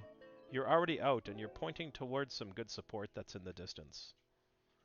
So all these stones do have purpose and reason, and the things we look at as slightly stronger players, as 25 to 20Q, I don't expect you to understand it yet, but you will get there. And from the perspective over here, this is tying in nicely with that one being on the 4th line as opposed to the 3rd. Okay, so this is now a very good approach for white. White's used the strength over here to approach on this side. There's a couple of possibilities. Ignoring him should not have been the possibility. So let's look at what should have happened with this one. We could hit it directly. We could have approached slightly from a distance or slightly higher from a distance. These all have their own advantages. And there's also defenses as well. We're not going to play out all of these. I would like this one here. If white comes out that way, this here starts to destroy a lot of what white has developed. So this white stone up here is actually a little too high. For a better attack, this stone should have been over here. And then this way, when white approaches, when black comes in that way, black should be spending an extra move for life. And this will aim at coming in eventually, or even coming in on and attacking this way. Not a problem, but this closes up the gap from the expansion. But it's too late now because that was played. Likewise, you could play something like this. This is a fairly common Joseki that happens. What this does for you, this gives you the corner, nice and alive in here. White is nice and comfortable over here, and you still have the possibility of coming in underneath and just tearing apart a little bit of what was developed. This still has a lot of potential. We're not going to worry about that yet. So overall, when someone approaches your corner, the first thing you should do is respond. Responding is 99 times out of 100 a good thing. There's going to be a lot of surrounding stones that do decide things later on. These potentials in here. This has its own benefits. It plays nicely with the surrounding black stones. Now black can come in over here and gets a nice big moyo. These two kind of do the same thing. It's just how well it supports this stone over here. So if you come from a bit farther away, although white can stretch out that way, it takes a bit of an extra move, and then you have a nice extension here. So this would work well for black in that respect. This is small. This would be a little bit of a mistake, but it does have an advantage. If white takes the extra development over here, which is a mistake, a little bit, then black would come in here and tear that apart a bit. Black's in a very good situation here, but either way would just come in and do that. This is a very strong connection, and it prevents the 3-3. Sometimes what you want to do is prevent your opponent from coming in and destroying things. So this does prevent the 3-3 invasion with a very good strong extension here, and it's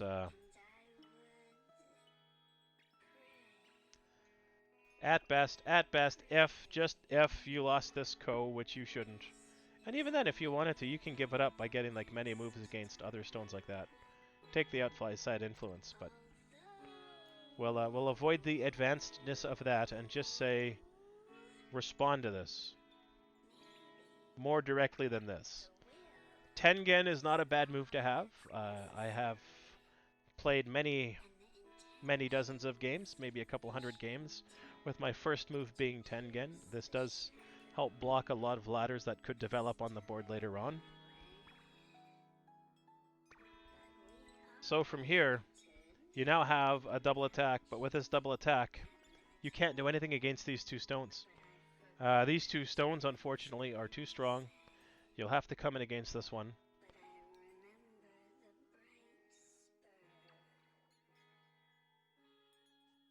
And the problem here now is there's not a lot that you can do with this. It's these stones have white gets the corner, and you still have to make an extra move for life, but you don't want to do that. You already have the stone here, so you may as well play out and play towards it. Don't worry about giving up anything in here. Like, this is fine. Don't worry about that. don't call that 5 points of yours. Just let it go, and now you'll have to play towards the middle. So by ignoring, you've given up way too many moves in a row now. Interesting side to play on. If that's the case, this is actually a weakness for your opponent. There's some fun weaknesses that happen on this side. Hypothetically, okay, fine. White did something reasonable. White defended on this side. So now what happens is this can't live. No matter what, you would be able to capture those 3 stones. Black lives in the corner, and we all live happily ever after. So if you're going to play, this is one of those times it's okay to choose which wall to descend to. Descend to this one, because these cuts in here are what you want to force your opponent to have. If your opponent plays a series of moves, and then you can just poke into it and make one of these, do it, because by the time you're done exploiting it, it's going to work in your favor. In this situation, your opponent should fix it, should correct it right away, for various reasons. If this happens, you get to come up here. This stone's very weak now, and you have a much stronger position. Likewise, come out here, we have the same problem, you get life. Since that stone is lost, it would be in White's best interest to just sacrifice the stone, and now this is slightly stronger. Good connection. Black has no choice but to come in here, but White still did gain quite a bit of profit from this one. Well, not quite profit, but quite a bit of influence. And influence, that will come in time. That'll make more sense later on. For this cut no longer works.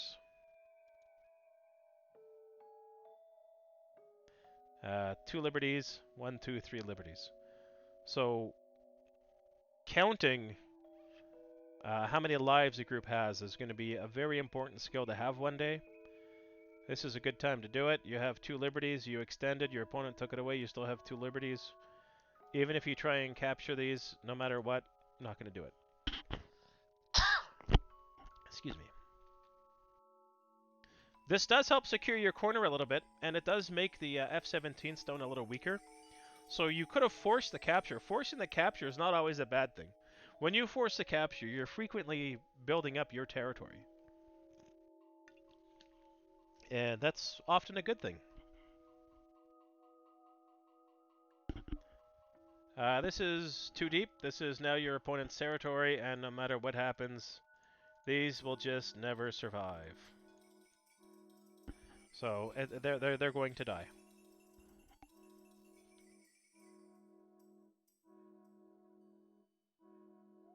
Hey. I have a new follower, and that person's not even watching this stream, but thank you. One of these days I'm going to figure out how to set up some of these fancy features, but overall, this is not a for-profit stream. This is a for developing Go players to being the best possible Go players that they can be. Okay, so when you start behind in a situation like this, essentially it doesn't really matter what you're going to do. Maybe in this situation it does. This could have worked. But instead, White should fix. That's a good fix.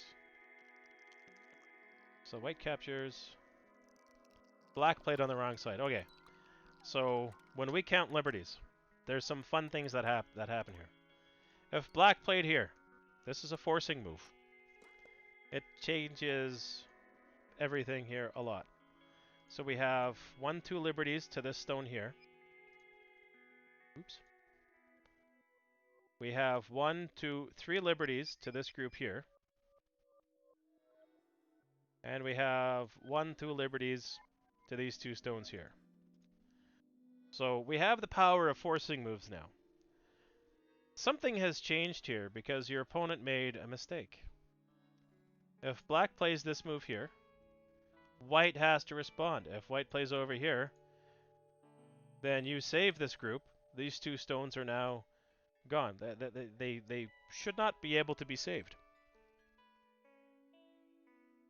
If your opponent extends to save 2 stones, this group here now, no matter what happens, B2 Bomber, beautiful shape, works against you. Now this is all alive. These 2 stones collapse. These 2 stones are a bit weaker. So this is a very interesting situation here.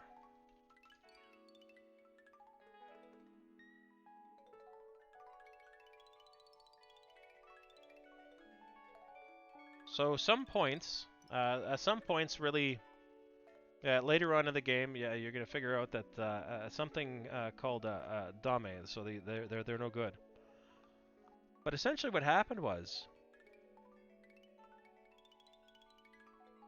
you actually had a shortage of liberties. Or sorry, they had a shortage of liberties, and this is actually an interesting thing to happen. So now, it doesn't matter what happens. There are not enough moves. There are no moves that could be made that your opponent could have had to have saved that group.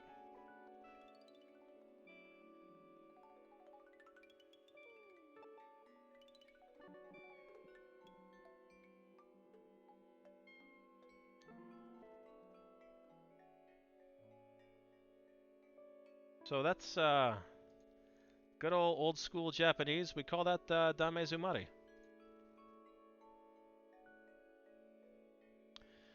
So through play and through some bad play, some bad sequence of moves, this is the correct move. This would have saved White a lot of trouble. This is still dead. Or play down, because now no matter what happens, yeah, you gain a little bit, but whoops. Now it's just not going to work out. So this is actually a very fun situation, and this doesn't happen often. Seeing this happen now is absolutely beautiful. I don't often get to see something like that, and this will actually happen later on. These are the kind of things that you need to look for. So count what you have. You have 2, but now still not going to work out.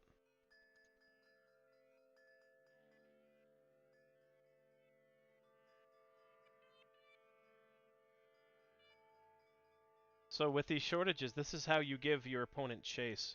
In the previous reviews that I did, I don't mention the shortage of liberties. By the time you get to 15Q and above, this is going to be one of those things that is just more... it's assumed this is what we're talking about now. When I say it's attacking and something is weak, this is why it's weak. When you count liberties like that, when you count the lives that this group has 2 lives left. This group has 1. Next move's a capture. This one had 2. So if there's only 1 left, you want to extend in such a way that gives more. This would be a mistake, because now the extra lives did work in your opponent's favor. Likewise, here, the capture was the mistake, because this shortage of liberties doesn't work the same anymore. Or does it? No, it doesn't. So now this is still gone. So it's the order that it happens that also makes a difference as well. This was the mistake. This is what changed the entire group from still working in your opponent's favor to now working in your favor. So coming in and attacking these stones, that was the wrong side. This is the right side. So now we have some somewhat shared liberties here. This group has 2, this group has 2, which means this is a shared liberty. When you take the shared liberty, not only did you take your liberty away, you took your opponent's liberty away. In a negative way, because now you still have 1, your opponent still has 2. If you played on this side, you take 1 away from your opponent, now you still get the capture. So it's which side that you play on that makes a difference. This game, what were the time settings? 3 days, okay. With 3 days to think about things, take a little bit of a step back and have a look at the group. So when you have a look at a group like this, you could ask yourself, and this one I think... Yeah, so analysis was enabled as well. So back in the good old days, before we had analysis, when we were playing games, we had to have a Go board in front of us. But now we have the advantage of computers. In the middle of a game, you can actually play out these sequences by going into your side menu, and your side menu, there we go, your side menu actually has an option that says analysis. So you can play a move here, play the move for your opponent, and then see what's going to happen. So try out these sequences ahead of time before you play them on the board. The best thing about correspondence games is you can do that. Some correspondence games back in the good old days when analysis was disabled, I did keep a Go board by the computer, and I would actually play them out on my Go board. I would have 1 or 2 games going. Well, actually, I had about 400 games going. No word of a lie, you could look up my history on itsyourturn.com and places like that. Played a lot of games at once. But I've kind of gotten away from that. Now I only want to play a few. Because you need time to stop and think. And analysis mode does that. Having an extra Go bond hanging around does that. And it's these things that if you play it out, you'll realize that one was better than the other.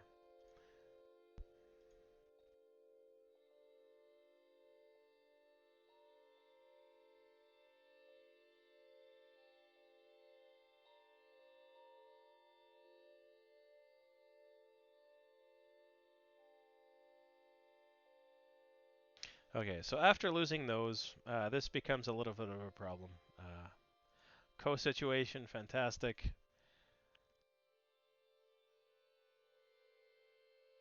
Co for life, you lived. That was a great way to do it. But now that this group's alive, one eye here, one eye there, you could leave it. Don't play with it anymore. That co's not worth fighting anymore. So this would be one of those. If your opponent plays a move like that, ignore it. Now you can play someplace else. Your opponent wants to win that co, you get to play again. So this co isn't worth much. If you actually count with this gain to your opponent, 1 stone for the capture, and then had to play in to fill the co so it didn't happen again later on. Your group is still alive. If this is played, and you play somewhere else, and this is played, and you play somewhere else, and this is played, and you play somewhere else, and this is played, and then you play somewhere else, and your opponent plays here, and you capture, your group's alive. Nothing's going to kill it now unless you play inside, which you're not going to do. So when moves are played against a living group, ignore it. You don't lose anything by ignoring such moves. So it's what's bigger, fighting this for a stone,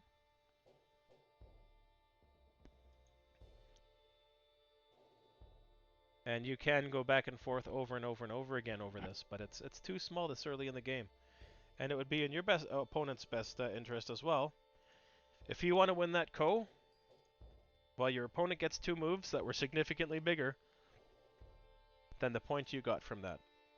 Now, if you do find out later on that that was a game-deciding move, then yeah, it happens, but typically it's not going to be the game-deciding moves, especially when you have much bigger moves on the board. So perfect example, opponent played against a living group. You didn't have to do that.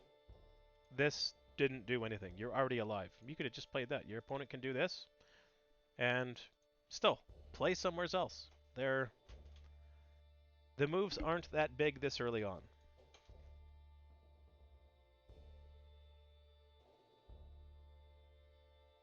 Okay, another big mistake, playing in your own territory. So playing in your own territory is not advisable ever. In certain rule sets, like Chinese rule sets, it doesn't really make a difference. In a Japanese rule set, that works against you. That's minus a point. We are in a Japanese rule set here. So in a Japanese rule set, this is minus 1 point for you, which you could do. Not a problem here. You can insist on playing with this group. Come out 1. And now what this has done is this has created that cutting point that we talked about earlier. You play, your opponent's forced to move, you get to come out, your opponent has a big weakness here. And you could play it in a slightly different sequence as well. Once this is played, you can play this, your opponent plays, now you play, and this can't live. This is going to die. And you've really just turned the game around just that easily, just because of one cutting point. This is actually very common in the lower queue games, like DDQ games, 20Q and below. Uh, what you shouldn't be doing is responding to every single thing your opponent does.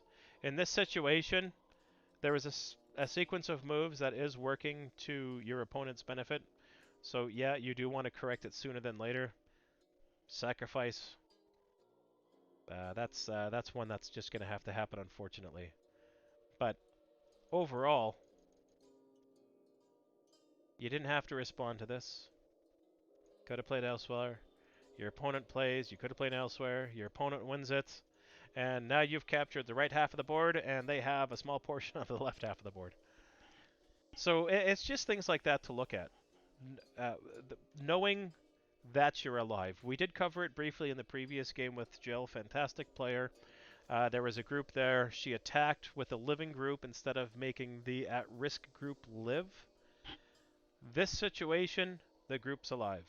There should be nothing that can happen outside of you playing inside twice. Now the group is dead. You would have had to have killed it for that to happen.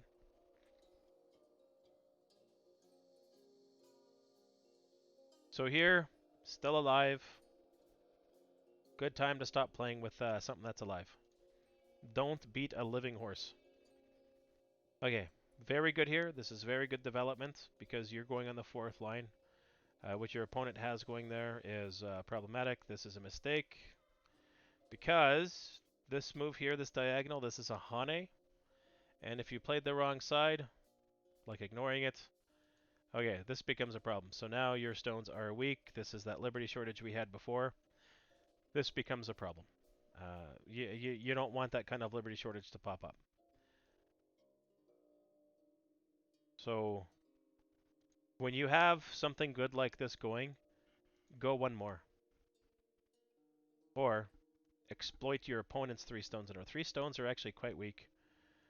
They do have a lot of problems here. And so it's if you can Hane with them, great. Otherwise, because you're developing territory here, let's just examine this as a hypothetical. Just say it happened this way. What does this give you? Well, we count from K to T, which is 2, 4, 6, 8, 10, 12, 14, 16, 18. We're not going to count that. We'll say there's a wall there. 18, 20, 22, 23 points. What does white get? To be determined. So, if you get the chance, it's okay to be chased. Having the chase is a good thing. Now we get to develop some more. If your opponent doesn't want to... Okay, well, this is what the opponent should do eventually. Now you've developed 10, 20, 30-ish points in here. Fantastic thing to have. Your opponent has developed a wall, but no actual points. There's points in here. So this here is about the same size as this here. This here is a little smaller than this, but this is a very big development for black. So if you're getting chased, it's okay to get chased if you're on the 3rd or 4th line. 2nd line, not so much so. But we'd cover that at a future point.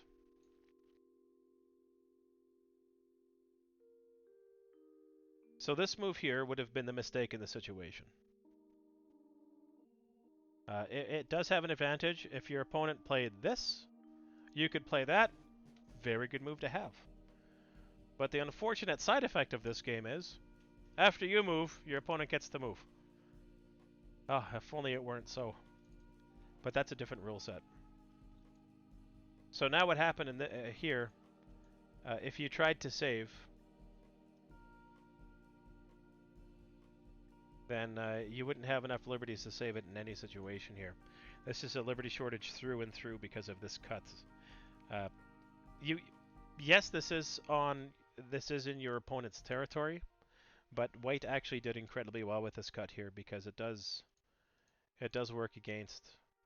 The only almost save here would be is if you could make this live, which is unfortunately in this situation you wouldn't be able to stretch this out to life. There's just not enough space here to carry on. So it just collapses after that. It's just, you couldn't even sacrifice to work it in your favor.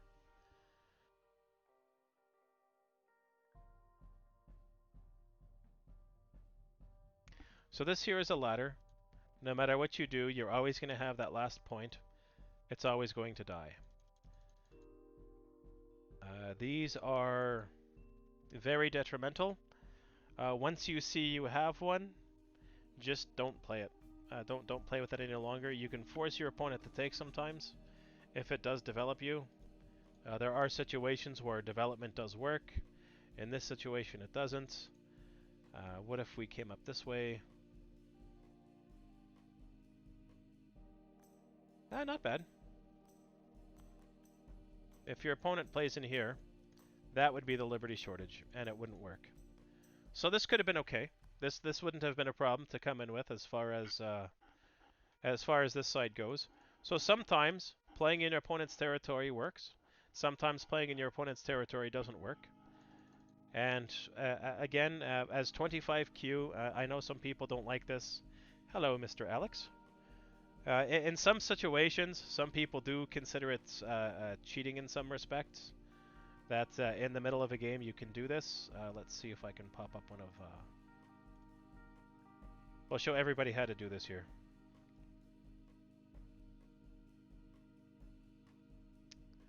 Oh, that's just not going to work, is it? Alright, I can come back to this game after. So I have a game going on here. Analysis is disabled.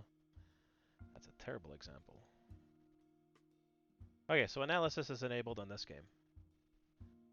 Darn. How do man, I can't even change my view in the middle of it.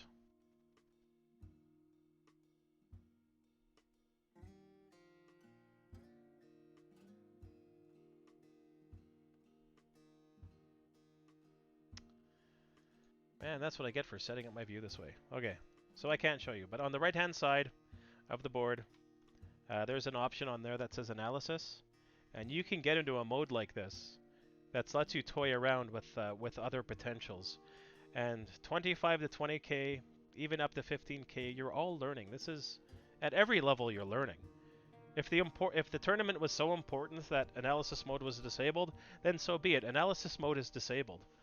But don't be afraid to play out other moves just to see what would happen. And then play out other sequences, because maybe your opponent's not going to play here. Maybe your opponent's going to play there. And then you can see what happens if you played here. Well, so say your opponent captures there. Well, now you have a very fun ladder that's appeared. And this ladder works in your favor. So it's these experiments that you can do as 25 to 15Q that you should do on a regular basis. Well, hey, this is what it's for. I want to get every DDQ up to SDK as quick as possible so I can have that many more even opponents. We all got to learn together on this one. So, reviewing DDK games gives many more options than you're going to find in SDK games and DON games. So this is this is always a pleasure to come back and relive the good old days back when I was at 25Q. But I know you're not going to remember all of these now. This is one of those situations where there's so much to know right now. Just give it time. Just remember, certain rules here and there, and try something new every game. As you try something new every game, if you have 5 or 6 going, you can try 5 or 6 new things at a time. And some of them are going to work out, some of them aren't. And one day you're going to be 10Q and you're going to do the same thing, and some things are going to work out and some of them aren't. And I've played a Don and won, and I've played a Don player and I've lost, because some things are going to work out and some things aren't. But eventually you're going to get to that point, and you should. The first thing you do is practice reading without putting the stones on the board. The next thing you do is grab a review tool and have a look at it. So you can't see right away what the ladder does? Fine. Grab the review tool, let's play this out, let's see what it looks like. And this is what it looks like.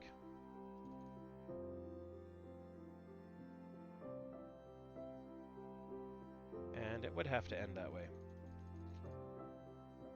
So if you were white, and now that you know that that's what's going to happen, let's prevent that. This is what's going to prevent that from happening. So now that you know that that's going to be a ladder, after black played here, the first thing you want to do is defend against that ladder. So here, this would have been one of the situations. So this is the game move itself. If you pop up the review on the side, and this game did have analysis, you could have played this out and saw that no matter what happens, it's dead. And you can play it from any angle that you want to. It doesn't matter which angle you play it from. Unless your opponent makes a mistake, then this ladder is not going to work in your favor. So this is the actual game ladder itself. And this is what you don't want to fall into.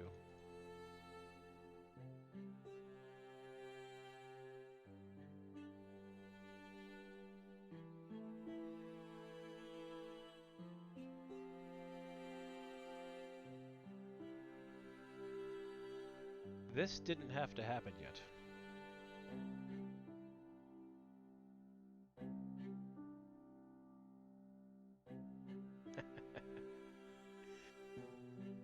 Well, you know what? It's, hello, Apollo. When it comes to things like this, you're correct that you have to review, but you're also correct that someone else should have to review. For those of you who get to browse my profile over in OGS, I do have a couple of axioms that I created for the Go Club. Well, I just call it Q Club because all of us Qs got to stand together. One of the first things you should do is play slow.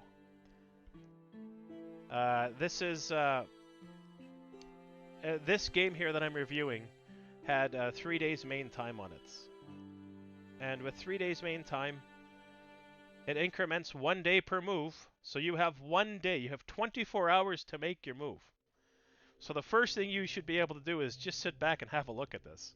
So yeah, so you know what? Correspondence games do give you the most experience, the most time to read and try out as many possibilities as you can. And that's the great part about this, is because right now, 25 to 15Q, everything is still possible. So play them out. So for play slow, for every 10 slow games, play 1 blitz. The blitz game is going to teach you what you know, because you're not going to be thinking deeply about the move. It's going to teach, it's going to show, it would show someone like me what your instinct is, and then I can better assess your level. And then if there is something that you missed because you reviewed the blitz game, study that in your next 10 slow games, and use those 10 slow games to fix the mistakes that you saw in the blitz game. Slow games teach us to think deep. So I am He Who Walks in Shadows on OGS. So exact same spelling, all one word. And don't worry about my rank history. I've been everywhere. I've been from 8K up to 3 down, and now I'm back to 8K again. I don't know what the hell's going on with OGS. I'm gonna blame the server because it's never the player, right? Never ever the player.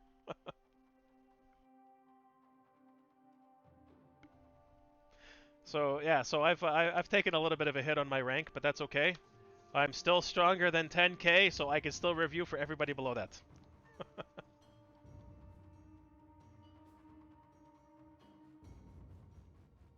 What do we have?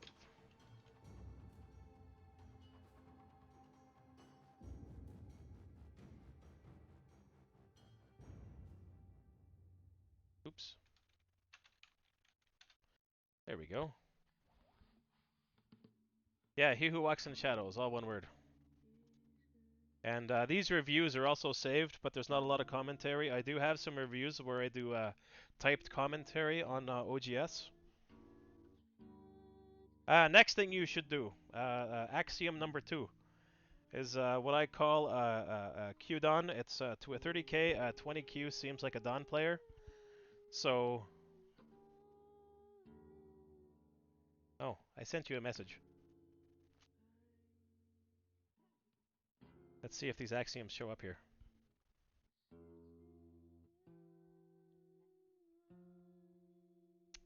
There we go. So to a 30Q, a 20Q can seem like a Don player because a 20Q does know that much more and will win that much more frequently against the 30Q player. So if you're 20Q and you see something that the 30Q didn't see, teach. If you're 15Q, you teach a 20Q. If you're 10Q, you teach a 15Q. We're all in it together. We're all here to know that much more at the end of the day. And that leads us into number 3, knowledge exchange.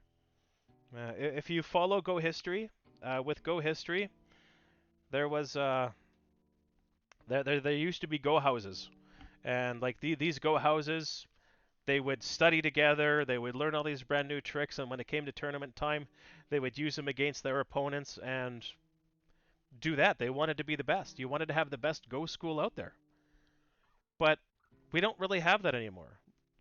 We're now in a big race where we want all humans to beat AlphaGo. Probably not going to happen, but that's really what the next one is. You know, like we all have to stand together, and because we're all in this together. So if you see something, say something. Let's review each other's games. A 10Q and a 10Q have 2 different sets of skills as 10Q, and maybe when you combine them, you can both become 9Q because you're both seeing each other's mistakes, but you also have learned 2 different methods to get to where you are. So it doesn't matter what rank you are. When I was 5Q, I actually used to review some Dawn games for some people because I saw things in Dawn games that even the Dawn players didn't see. Yeah, it didn't happen often, but it did happen. So these are those things that, you know, help your skills as you go. Yeah, I do play in a lot of tournaments. I do have a couple of trophies. And then the last thing is, this is why we have these open reviews. And likewise, after a game is done, or even during a game, like there are tournaments that I play that I review for my opponents during the tournament, saying, you know what, I think it could have been better if you did this. And it does happen. You know what? Maybe things could have been better. Maybe they couldn't. But if you see something, say something. Yeah, because what's the worst that's going to happen when you lose a game? Nothing. You lose a game. This is just. That's all it is. There's no money to be won or lost here. So you might win 10 in a row. You might lose 10 in a row. It doesn't matter.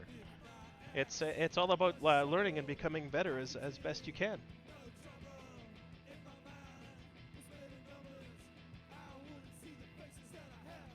All right. For those of you who are looking for me on OGS, it's He Who Walks in Shadows, but there's spaces between my name. So it's spelled like that on OGS.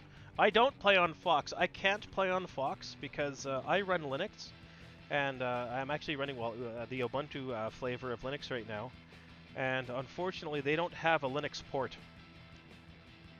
And I did try playing. I did have access to a Windows computer once. I do have an account there. I don't even think I know what my alias is there anymore. But yeah, I can't play on that one. So I limit myself to whatever has a Linux port. So I can play on OGS, anything web-based. So I also play on Dragon Go Surfer and Little Golem. And I do have a PandaNet account, but I very rarely use it.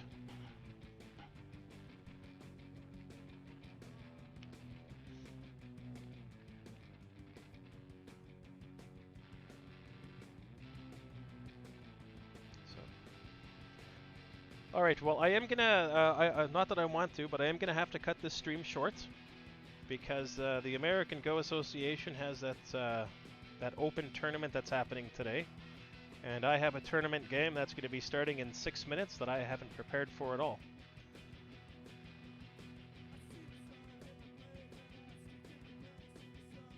So, yeah, the pairs are up.